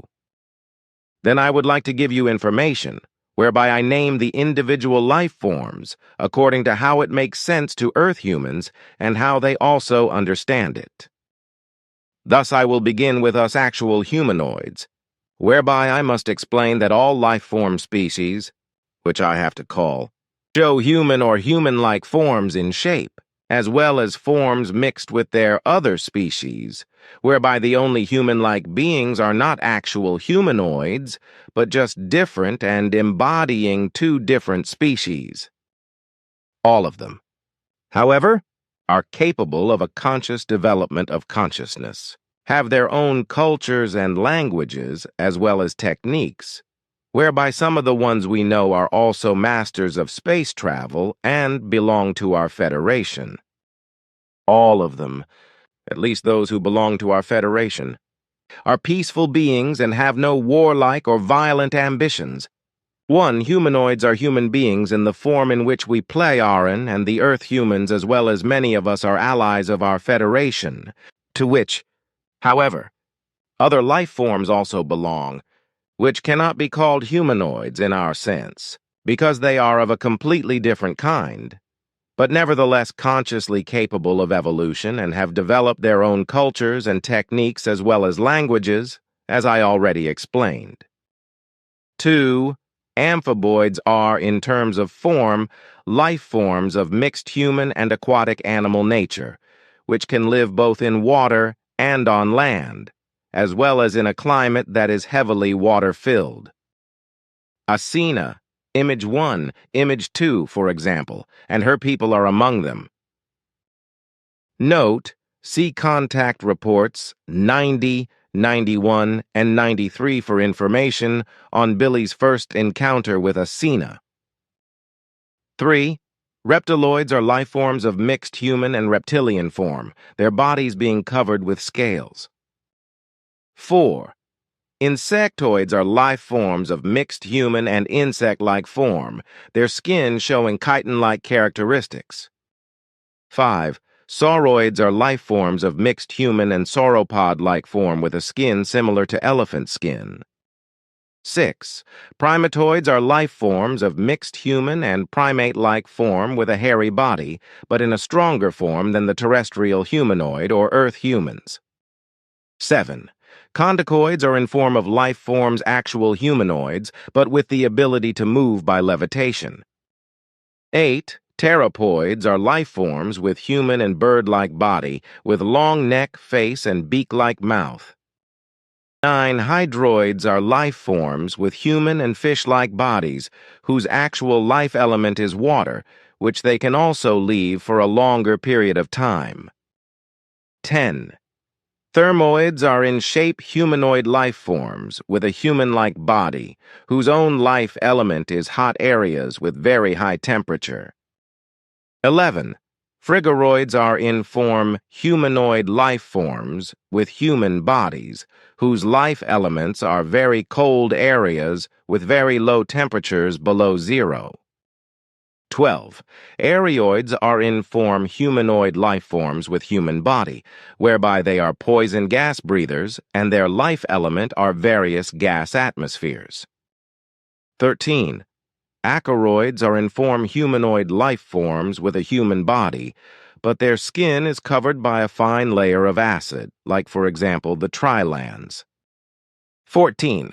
Fluoroids are life forms with human-like and diverse plant bodies. 15. Centauroids are life forms with partly human and partly equine bodies. 16. Faunoids are life forms with partly human and partly various ungulate bodies. 17. Cheruboids are in shape and weight very light human life forms, equipped with feathered wings through which they can fly. 18. Seraphoids are life forms very light in shape and weight, partly human and partly animal, equipped with feathered wings through which they can fly. These are the people we know of various genera and species, that is to say, races of human and human animal-like life forms, which I name in the above-mentioned way, so that Earth humans can also get an idea of them. Our names are, of course, of a different kind, but they correspond to the value of the names mentioned. Basically, however, it is to be said that all the life forms mentioned, which are the same as human beings, are also beings who in their whole, or in part, resemble our human forms, to which they have changed over millions of years. Apart from this, however, their appearance in terms of the appearance of their skin and its excrescences is different from that of us who call ourselves pure humanoids. But since several of the life forms I have mentioned are probably humanoid in appearance, but different in the outer appearance of their skin and its outgrowths, we call them peregrine humanoids, as has been explained to you earlier. This term means as much as foreign humanoids. All mentioned life forms are therefore in their essence humanoids, which also have a humanoid spirit form and are part of a conscious evolution of consciousness. The origin of the peregrine humanoids is not the same as with us pure humanoids, but their development into peregrine humanoids has taken place in a similar way as with the pure humanoids. Their primeval forms were very small and only gradually developed into larger life forms, which in turn were subject to multiple changes until they became the beings they are today. Such a course of evolutionary form has also taken place in relation to us purely humanoids, because our course of evolution has also brought about various changes until finally the purely humanoid human being was created. Then another question regarding Neanderthals, of whom more and more bones have been found in recent years and decades. Yes, it is generally said that they disappeared on Earth when the so-called modern human beings, Homo sapiens, appeared. So far, however, it is completely unknown why the Neanderthals disappeared from the scene. It is also not known whether they at least partially mixed with modern human beings. Do you know anything about that? It was indeed the case that in the most various locations, the modern human beings interbred with Neanderthals and begot offspring. This, however, was not the rule, but occurred rather sparsely. As a rule, the modern human beings hunted the Neanderthals and killed them to use them as food, because the early Homo sapiens were cannibals, and as such they by and by wiped out the Neanderthals. Partly, the modern human beings held Neanderthals as captives, which they killed and ate in case of need for food. Such captives were also used, on certain occasions, to perform sexual acts with the Homo sapiens, and indeed with both sexes. As a result, also certain female Neanderthals and Homo sapiens bore hybrids as offspring, which, however, was not often the case. Contact Report 476. Yes. Now on the 12th of February, we will celebrate the memory of Charles Robert Darwin, who was born on the 12th of February 1809, and who, as the founder of the modern theory of evolution, made a worldwide fuss about it. Although he initially studied medicine, he later studied theology, which then contradicted his theory of evolution, which was of correctness in principle, yes. Yes, in order to prove his theory, he committed a falsification and deception by filing down monkey bones. But his theory of evolution was indeed not only a theory, but a teaching that was and is true. Thus he explained that human beings and animals were not created by a god in one day, but that they came into being and developed over millions of years through a natural process of development and natural selection, which is also true. Nevertheless, there are still very many people who, in their religiosity or in their sectarianism, still reject the theory of evolution, and in their delusion of faith cling to the fairy tale that human beings and animals were created in a single day by a God creator. Contact Report 534. Scientists generally claim that the human being has its origin in Africa. But your father Svath told me something else, namely, that the real origin is in the north of Africa.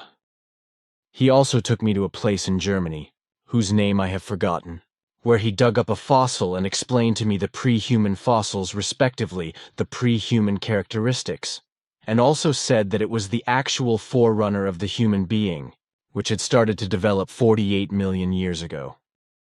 Svath showed me on the fossil that the creature already had 5 fingers, respectively thumbs and fingers, and also 5 toes and a set of teeth, which were very similar to those of the human being of today.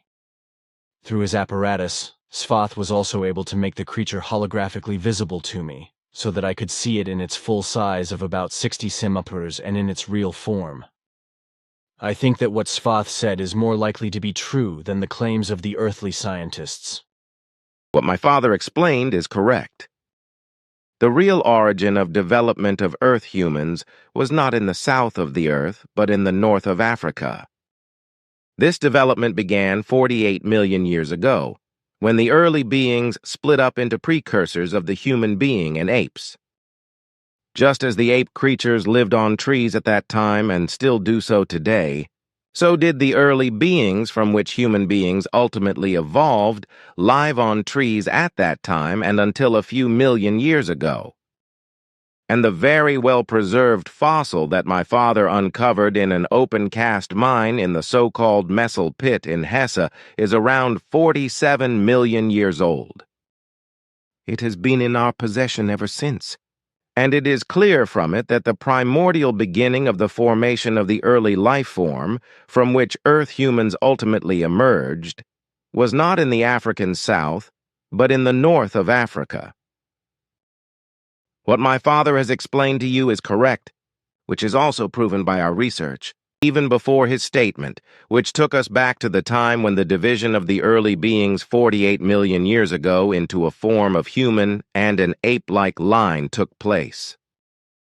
Svath said that due to climate, land and continental changes, the early beings spread from the north of Africa far over the earth, also to the African south, east, and west, where the first different primeval human species developed about 8 to 12 million years ago. This occurred in the north of Africa, where today are Egypt, Malta, and Sicily, because that is where the area of today's Messel Pit in Germany was located at that time. This was the actual origin of the early beings from which the primeval human form as mammals developed.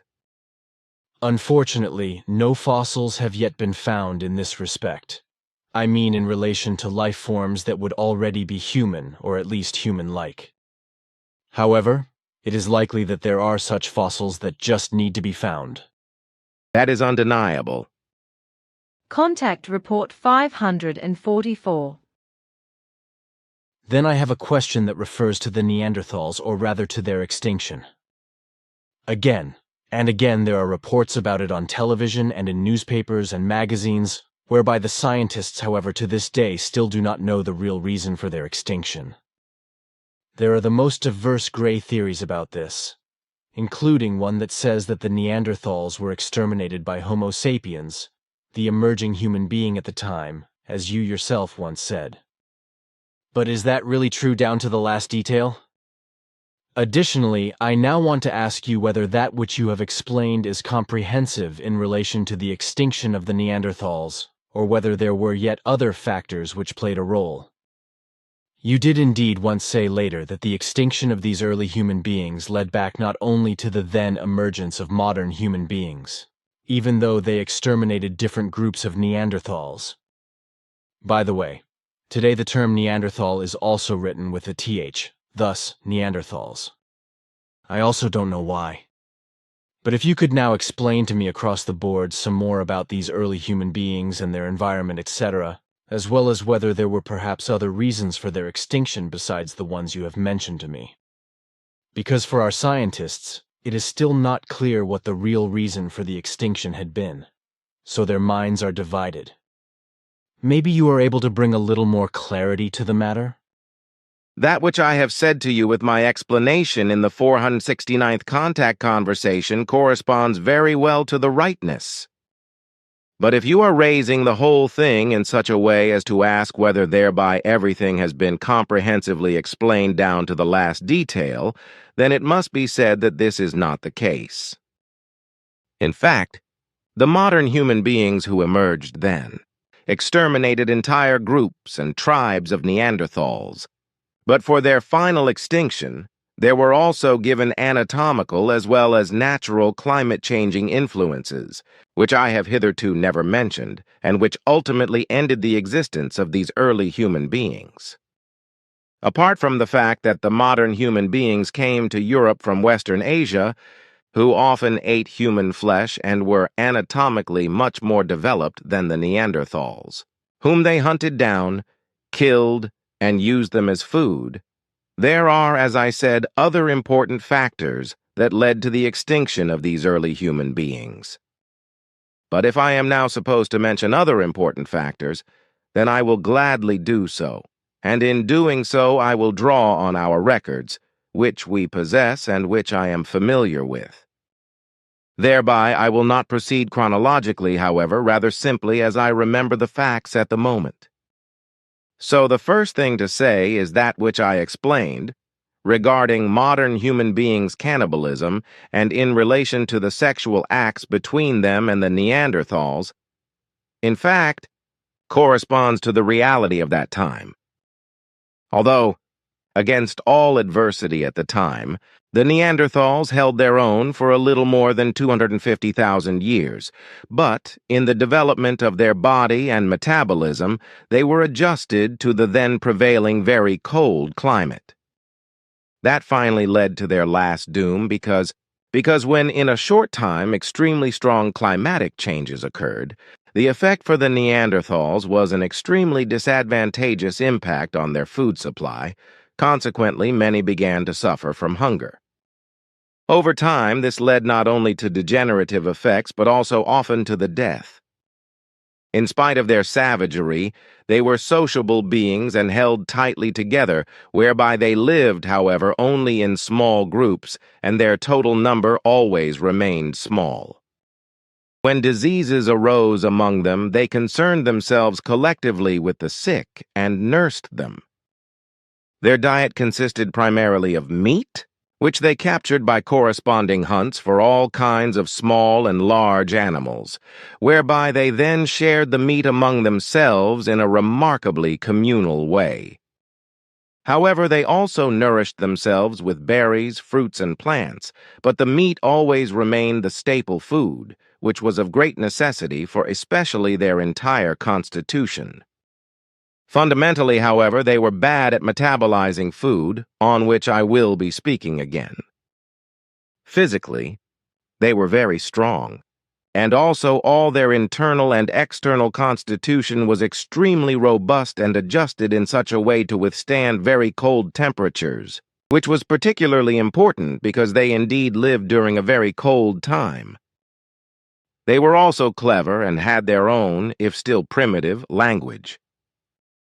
They led their existence in productive hunting areas in the then forests in which they also lived and knew safe shelters, in whose protection they also had their accommodations.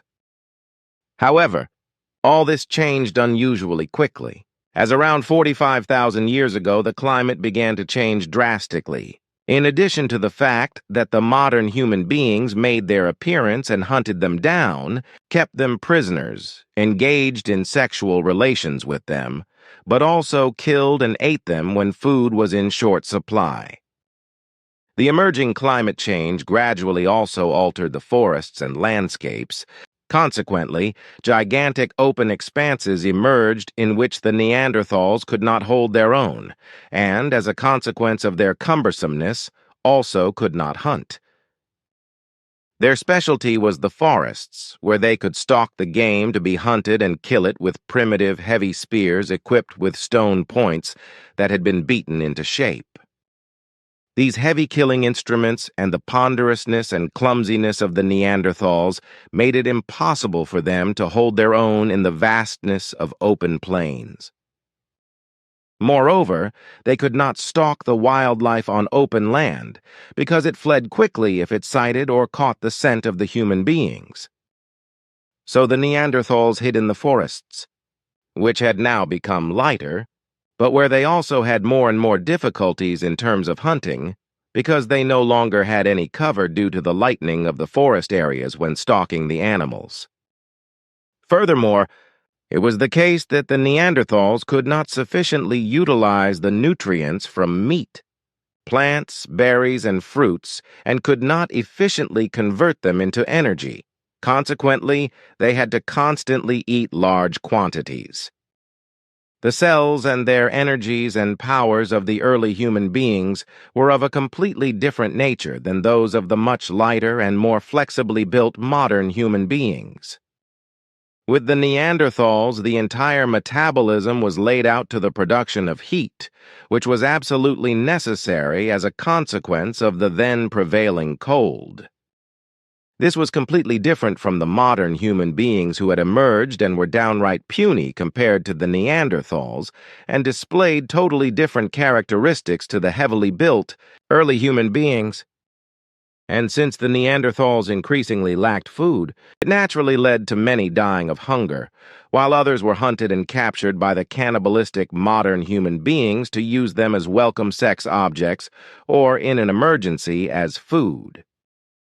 Since through the sexual acts between the Neanderthals and the modern human beings, offspring were also conceived, it turned out that the offspring increasingly had the characteristics of modern human beings. Hence, this is another factor of what led to the extinction and extermination of the pure Neanderthals.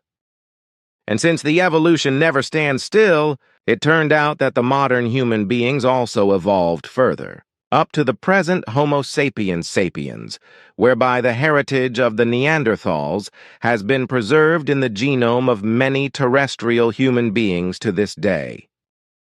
Although the Neanderthals became extinct almost 30,000 years ago, however, their genetic heritage remains intact until today and will also be passed on from generation to generation in the future. Regarding the descendants of Neanderthals directly, as well as those where modern humans were involved, it has nevertheless to be explained that also in this respect, factors of extinction played a role. Compared to the modern human beings, the Neanderthals featured larger skulls, which made the birth very difficult because the birth canal often could not be dilated far enough, which is why many female beings died during births or through severe life-threatening infections. Births among the Neanderthals were therefore particularly complicated and difficult and often fatal, which was also the reason why these early human beings did not proliferate extensively and only appeared in small groups. Alongside the genetic material of the Neanderthals, however, also traces of the genetic material of other close relatives have found their way into today's Earth humans living in Europe.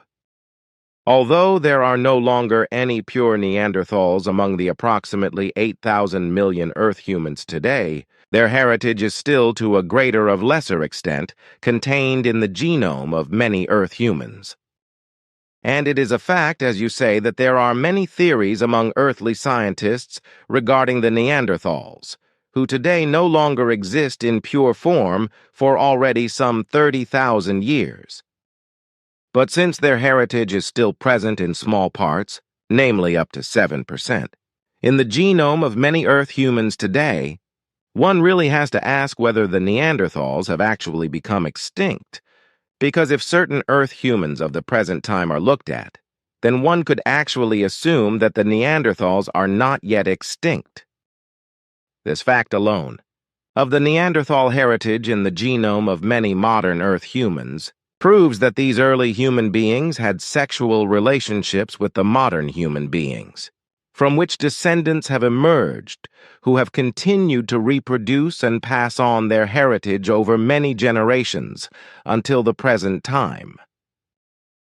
Contact Report 650. First, the number of 144,000 people corresponds to a very early norm of an emigration power created by Nacademion, which was usually led by 228 commanders, although there were seldom small exceptions, who, together with the emigration power, were under the command of an emigration Swiss.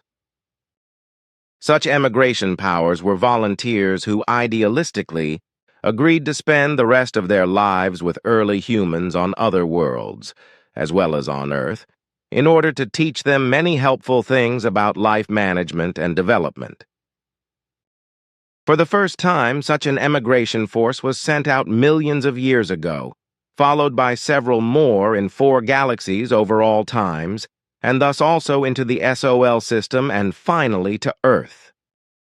The last one to Earth was sent according to earthly time calculation about 13,500 years ago, where the Nacademian people emigrants on the one hand were to have an instructive effect on Earth humans, which they partly did, but on the other hand caused for the most part many calamities, especially with regard to rising up as deities and bringing religions into being.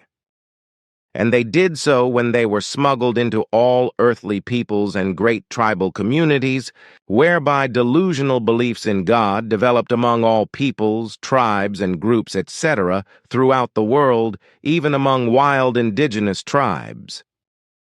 This led to the emergence of religions and sects, which expanded more and more and have survived to the present day and into the third millennium, respectively, and will continue to do so for a very long time to come.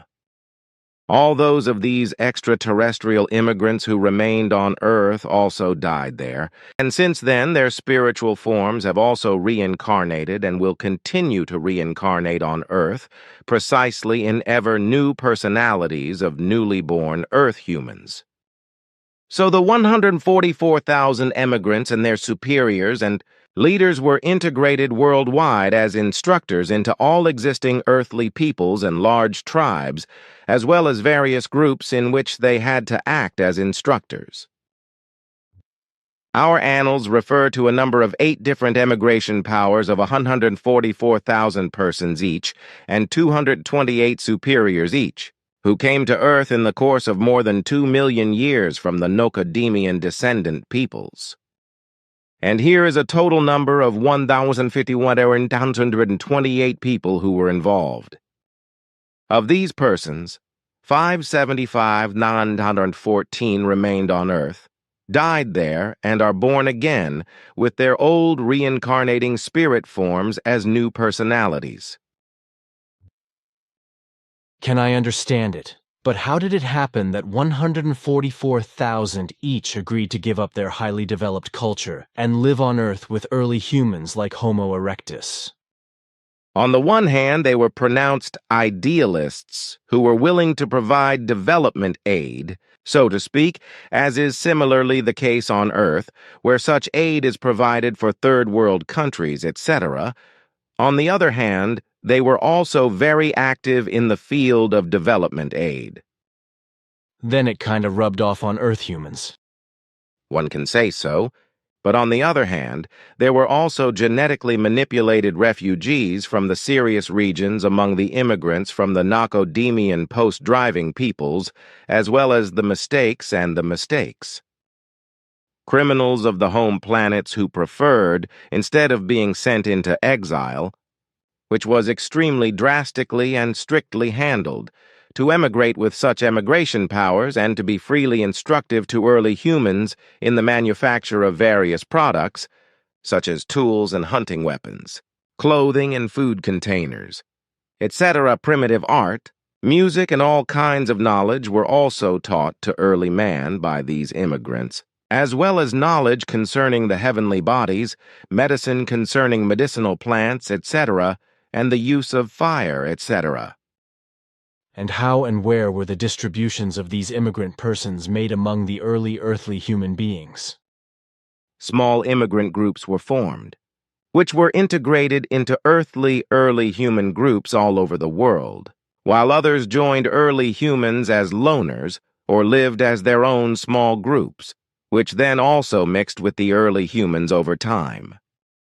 In these forms, it was possible that mergers with the immigrants and the early humans could come about, which was, however, not always simple, but often connected with fights, which also claimed deaths on both sides. But in the end, everything regulated itself in one way or another, so that the teachings could also take place and bear fruit. So the whole thing was not easy, but therefore the actual creators of all progressive inventions of the early humans were to be led back to the immigrants of the Nocademian descendants peoples.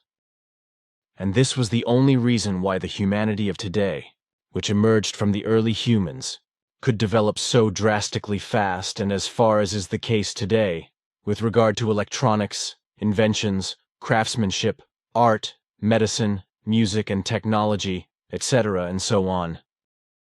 In principle, it would not have been possible without the direct immigrants from the Nocademian peoples, and without their distant descendants and all their teachings, as well as also without your apparatus impulse hypnotic influence of the descendants of the extraterrestrial immigrants, that earthly mankind could develop so rapidly, and to a large extent up to the today's conditions. During the first millions of years and millennia, this was indeed the case. Of course, only in primitive developments of various things, for everything always had to be adapted to the corresponding state of consciousness of Earth humanity. This is because it was only possible to avoid an overdevelopment in every respect, because such an overdevelopment could not have been coped with by the Earth humans in terms of understanding and reason. The early extraterrestrial immigrants naturally had to withhold their knowledge as well as their abilities and possibilities in every imaginable form, and to downgrade themselves in this respect in order not to overtax the early earthly humans, who became known as Homo erectus through research in modern times, and also later the more highly developed earthly humans with excessive abilities, on the one hand, and on the other hand, in order to adapt to them in every necessary way.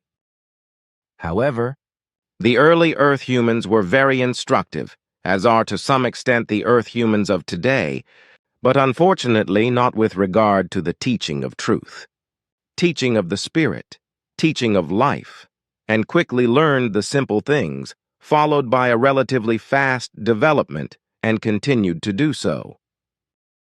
As a result, they also created advances, inventions, knowledge and developments, which have continued to behave in this way in all the long periods of time since then, and have carried us into the future, even to the point of Homo sapiens, and also into the present time of Homo sapiens sapiens. So, in later times, the Earth humans who developed from it came from the Homo erectus, whereby, however, also various intermediate kinds developed from it, namely in the today's Asia areas as well as in Africa, whereby a very important basic origin was given in Europe, namely in the today's Germany, where a basic life form developed, from which in the end a human life form developed, which developed then, however, in the southern hemisphere completely. In the first beginnings, early humans were used as sexual partners by the first Nacodemion descendants, immigrants of peoples, so one has to say, whereby over a large number of generations, several new human species arose, which are called Nephotwesen or Mischwesen in our annals. From these, a new human species emerged, which is also known to earthly scientists as Denisova man, and which was an important factor in the further development of mankind on Earth, together with the Neanderthals and so on. Well, then the question. The emigration troops have paired with the early Earthlings. Did modern people ultimately emerge from this? At that time, I think there was only Homo erectus. But then came the Denisova people, who our scientists already know, as you say. This is not quite true, because the scientists are still in the process of clarifying and speculating and do not have any real knowledge in this respect. All they've got is some small fossils to speculate on. You mean that they make hypotheses or simply assumptions and assumptions, because they have no actual proof of what, where, and from what kind of people the fossils originate? Yes, it is. Homo erectus was probably a clever fellow when I rhymed everything you said. Can you say something about that? Homo erectus means the upright walking man. Basically, he was the first true Earth man who was a direct ancestor of the Neanderthals, and thus also the primeval ancestor of the actual Earth human of today. Homo erectus was, contrary to the false assertions of earthly researchers and scientists, about 2.7 million years ago, the successor of those first human beings who emerged from the first hominid primate-like beings, but who were not primates from the ground up, but first hominid beings, only that these looked wild and primate-like in their outward appearance, but had no reason whatever with primates. According to our research, the first of these species existed on Earth around 12 million years ago. Homo erectus emerged 2.7 million years ago from natural earthly hominid development, and it was also effectively the most successful hominid Earth ever produced. The first emigrating power and extraterrestrial visitors, who had already immigrated to Earth at that time, mixed early with the Homo erectus, who were still very wild but nevertheless peaceful, pure Earth creatures. From this, a small new species developed from the genus Homo erectus, which was then also of very long existence, increased further and from which also still another new species developed. Most of the extraterrestrial visitors, however, left Earth and did not return. After that, about 1 million years ago and also afterwards, 4 more emigration powers came to Earth, of which a small number remained while the majority left again. Then, 389,000 years ago, the 144,000 more immigrants of the distant descendants of the Nocodemion descendants, who also mixed worldwide, like all other immigrants, with pure terrestrial human beings came, as you mentioned, 144,000 more immigrants. From all these and in mixture with other hominid forms of development, Earthman Homo sapiens sapiens, living today, emerged in the end since primeval times, actually as a very far-developed Homo erectus, who is to be called the actual direct primeval ancestor of Earthman. Furthermore, it is a fact that, with respect to Homo erectus, this was not a hairy early man monstrosity that simply ran wildly swinging a club around and knocked down anything that got in his way. The Homo erectus did not just growl and make any dull noises either, because in fact it was already able to articulate itself understandably.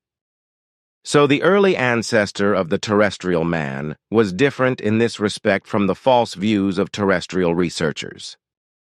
Homo erectus already had a lot of abilities very early on through the teachings of the extraterrestrial visitors, e.g., with regard to the production and use of fire.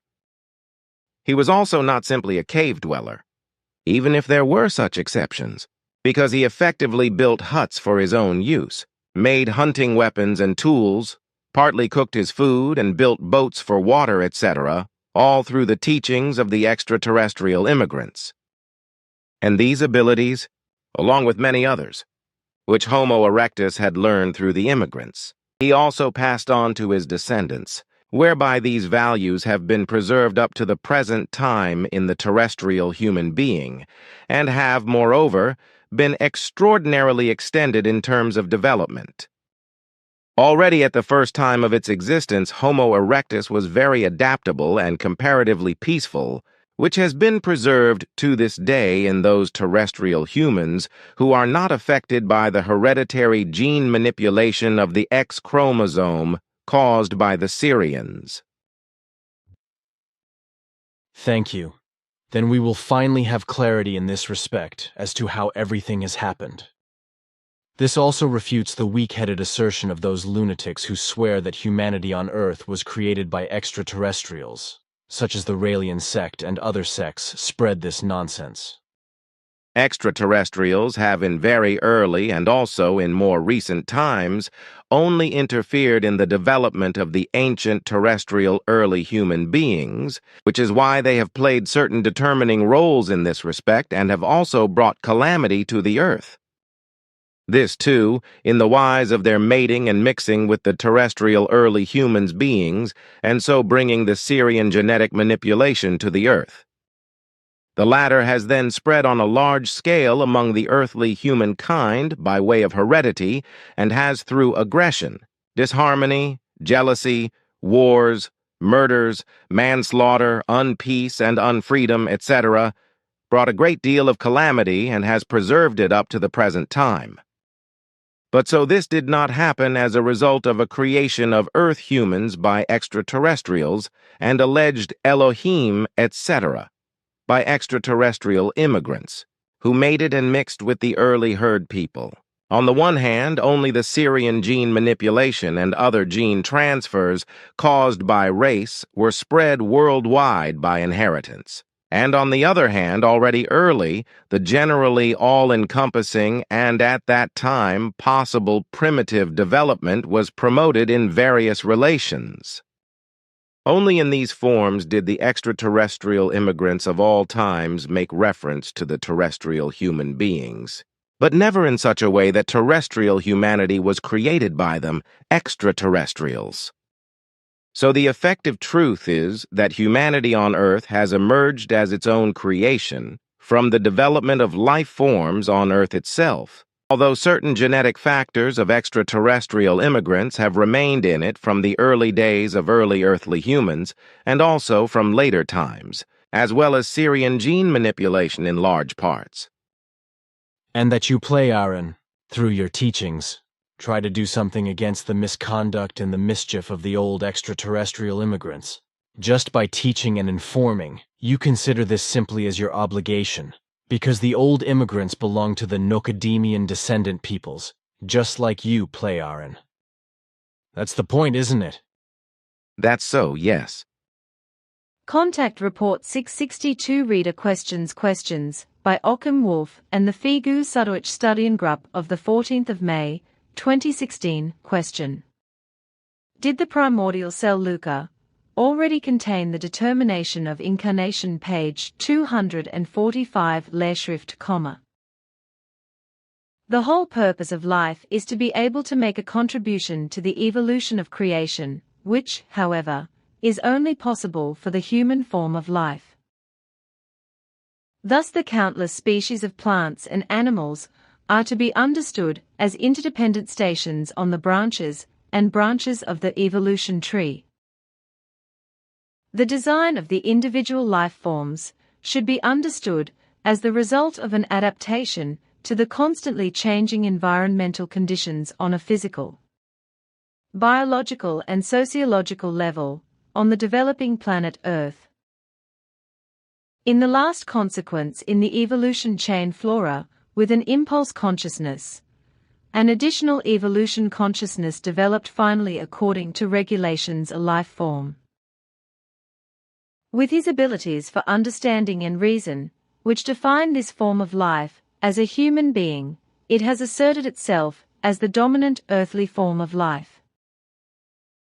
If Earth's environmental conditions for the evolutionary chain had been different, could a life form in water, for example, have developed an evolutionary consciousness and thus become a non-humanoid human being? Answer Billy.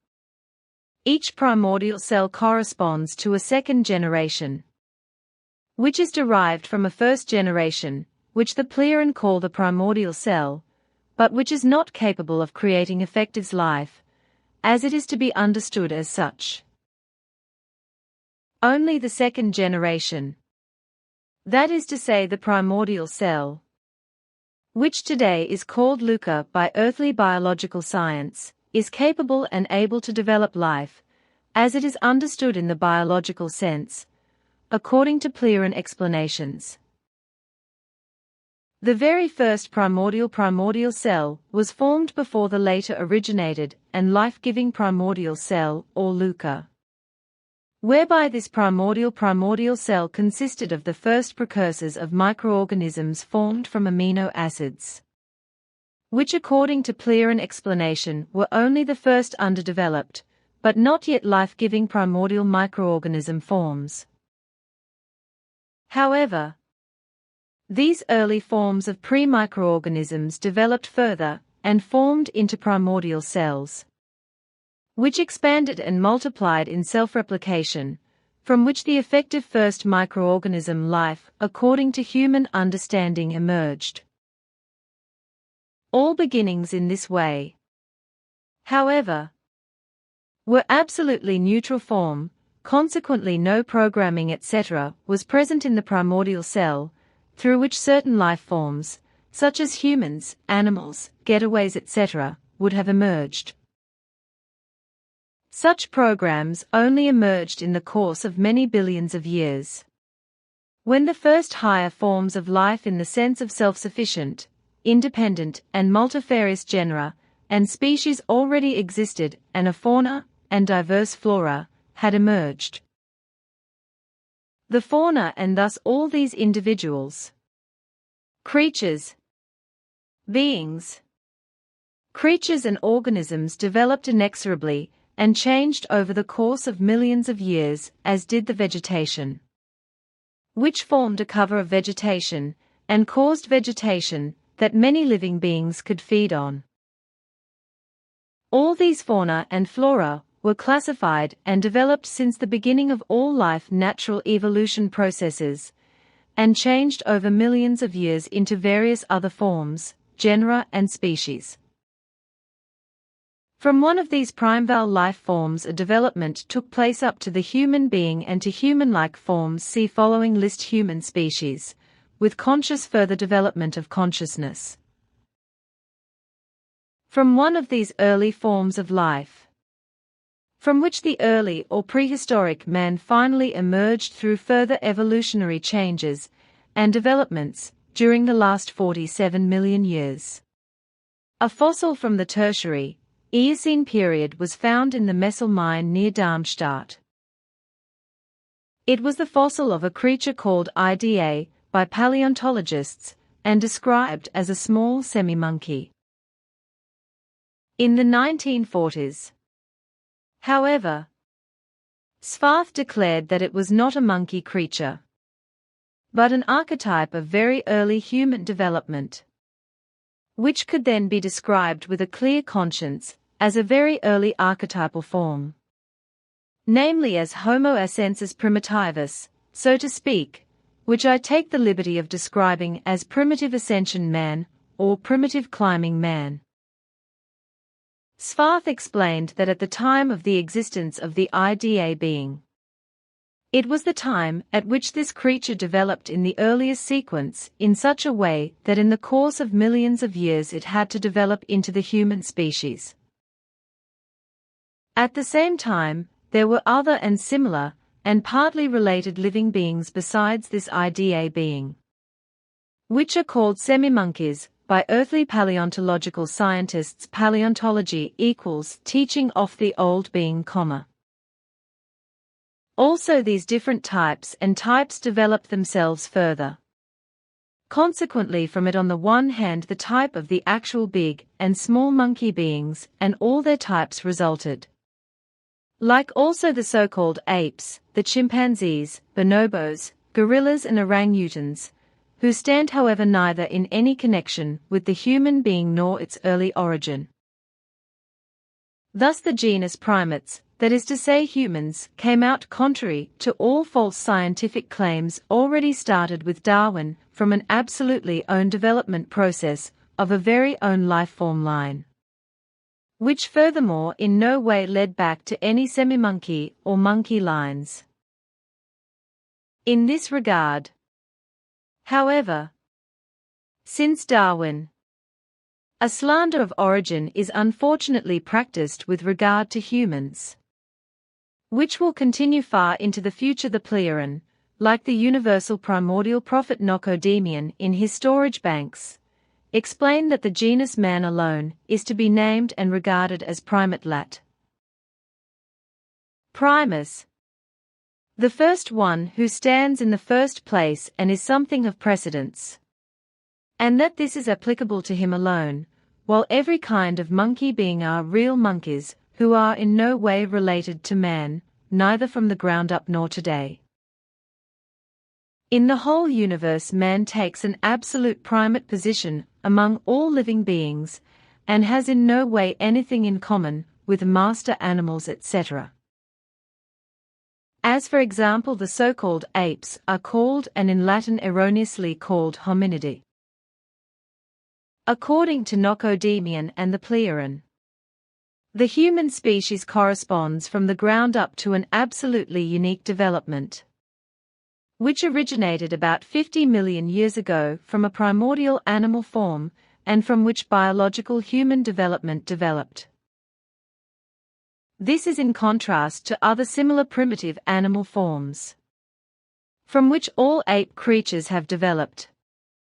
While from the human lineage different races have developed.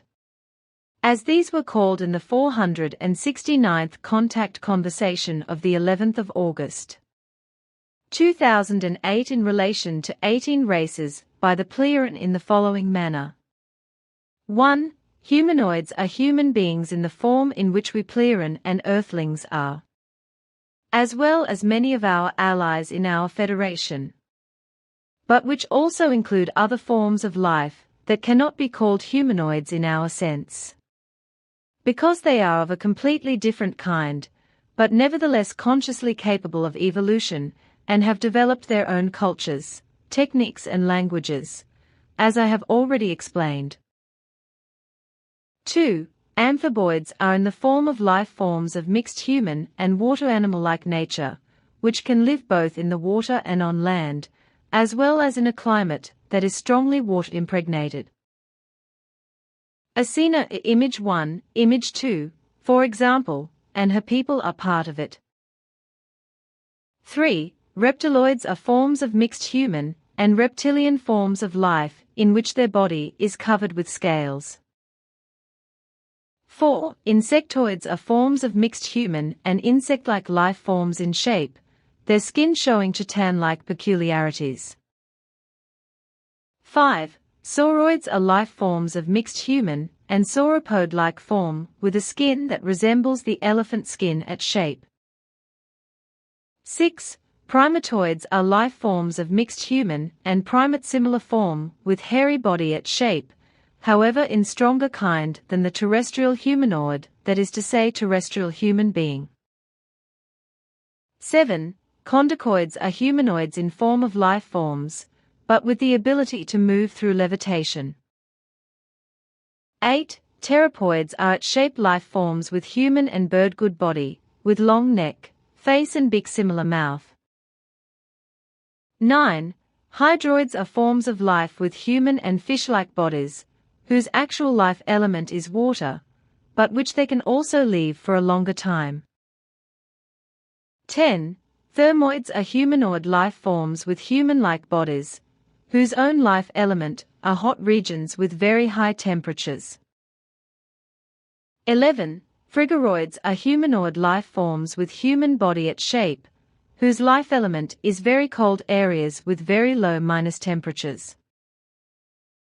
12. Aereoids are humanoid life forms with human body in shape, whereby they are poison gas breathers, and their life element diverse gas atmospheres.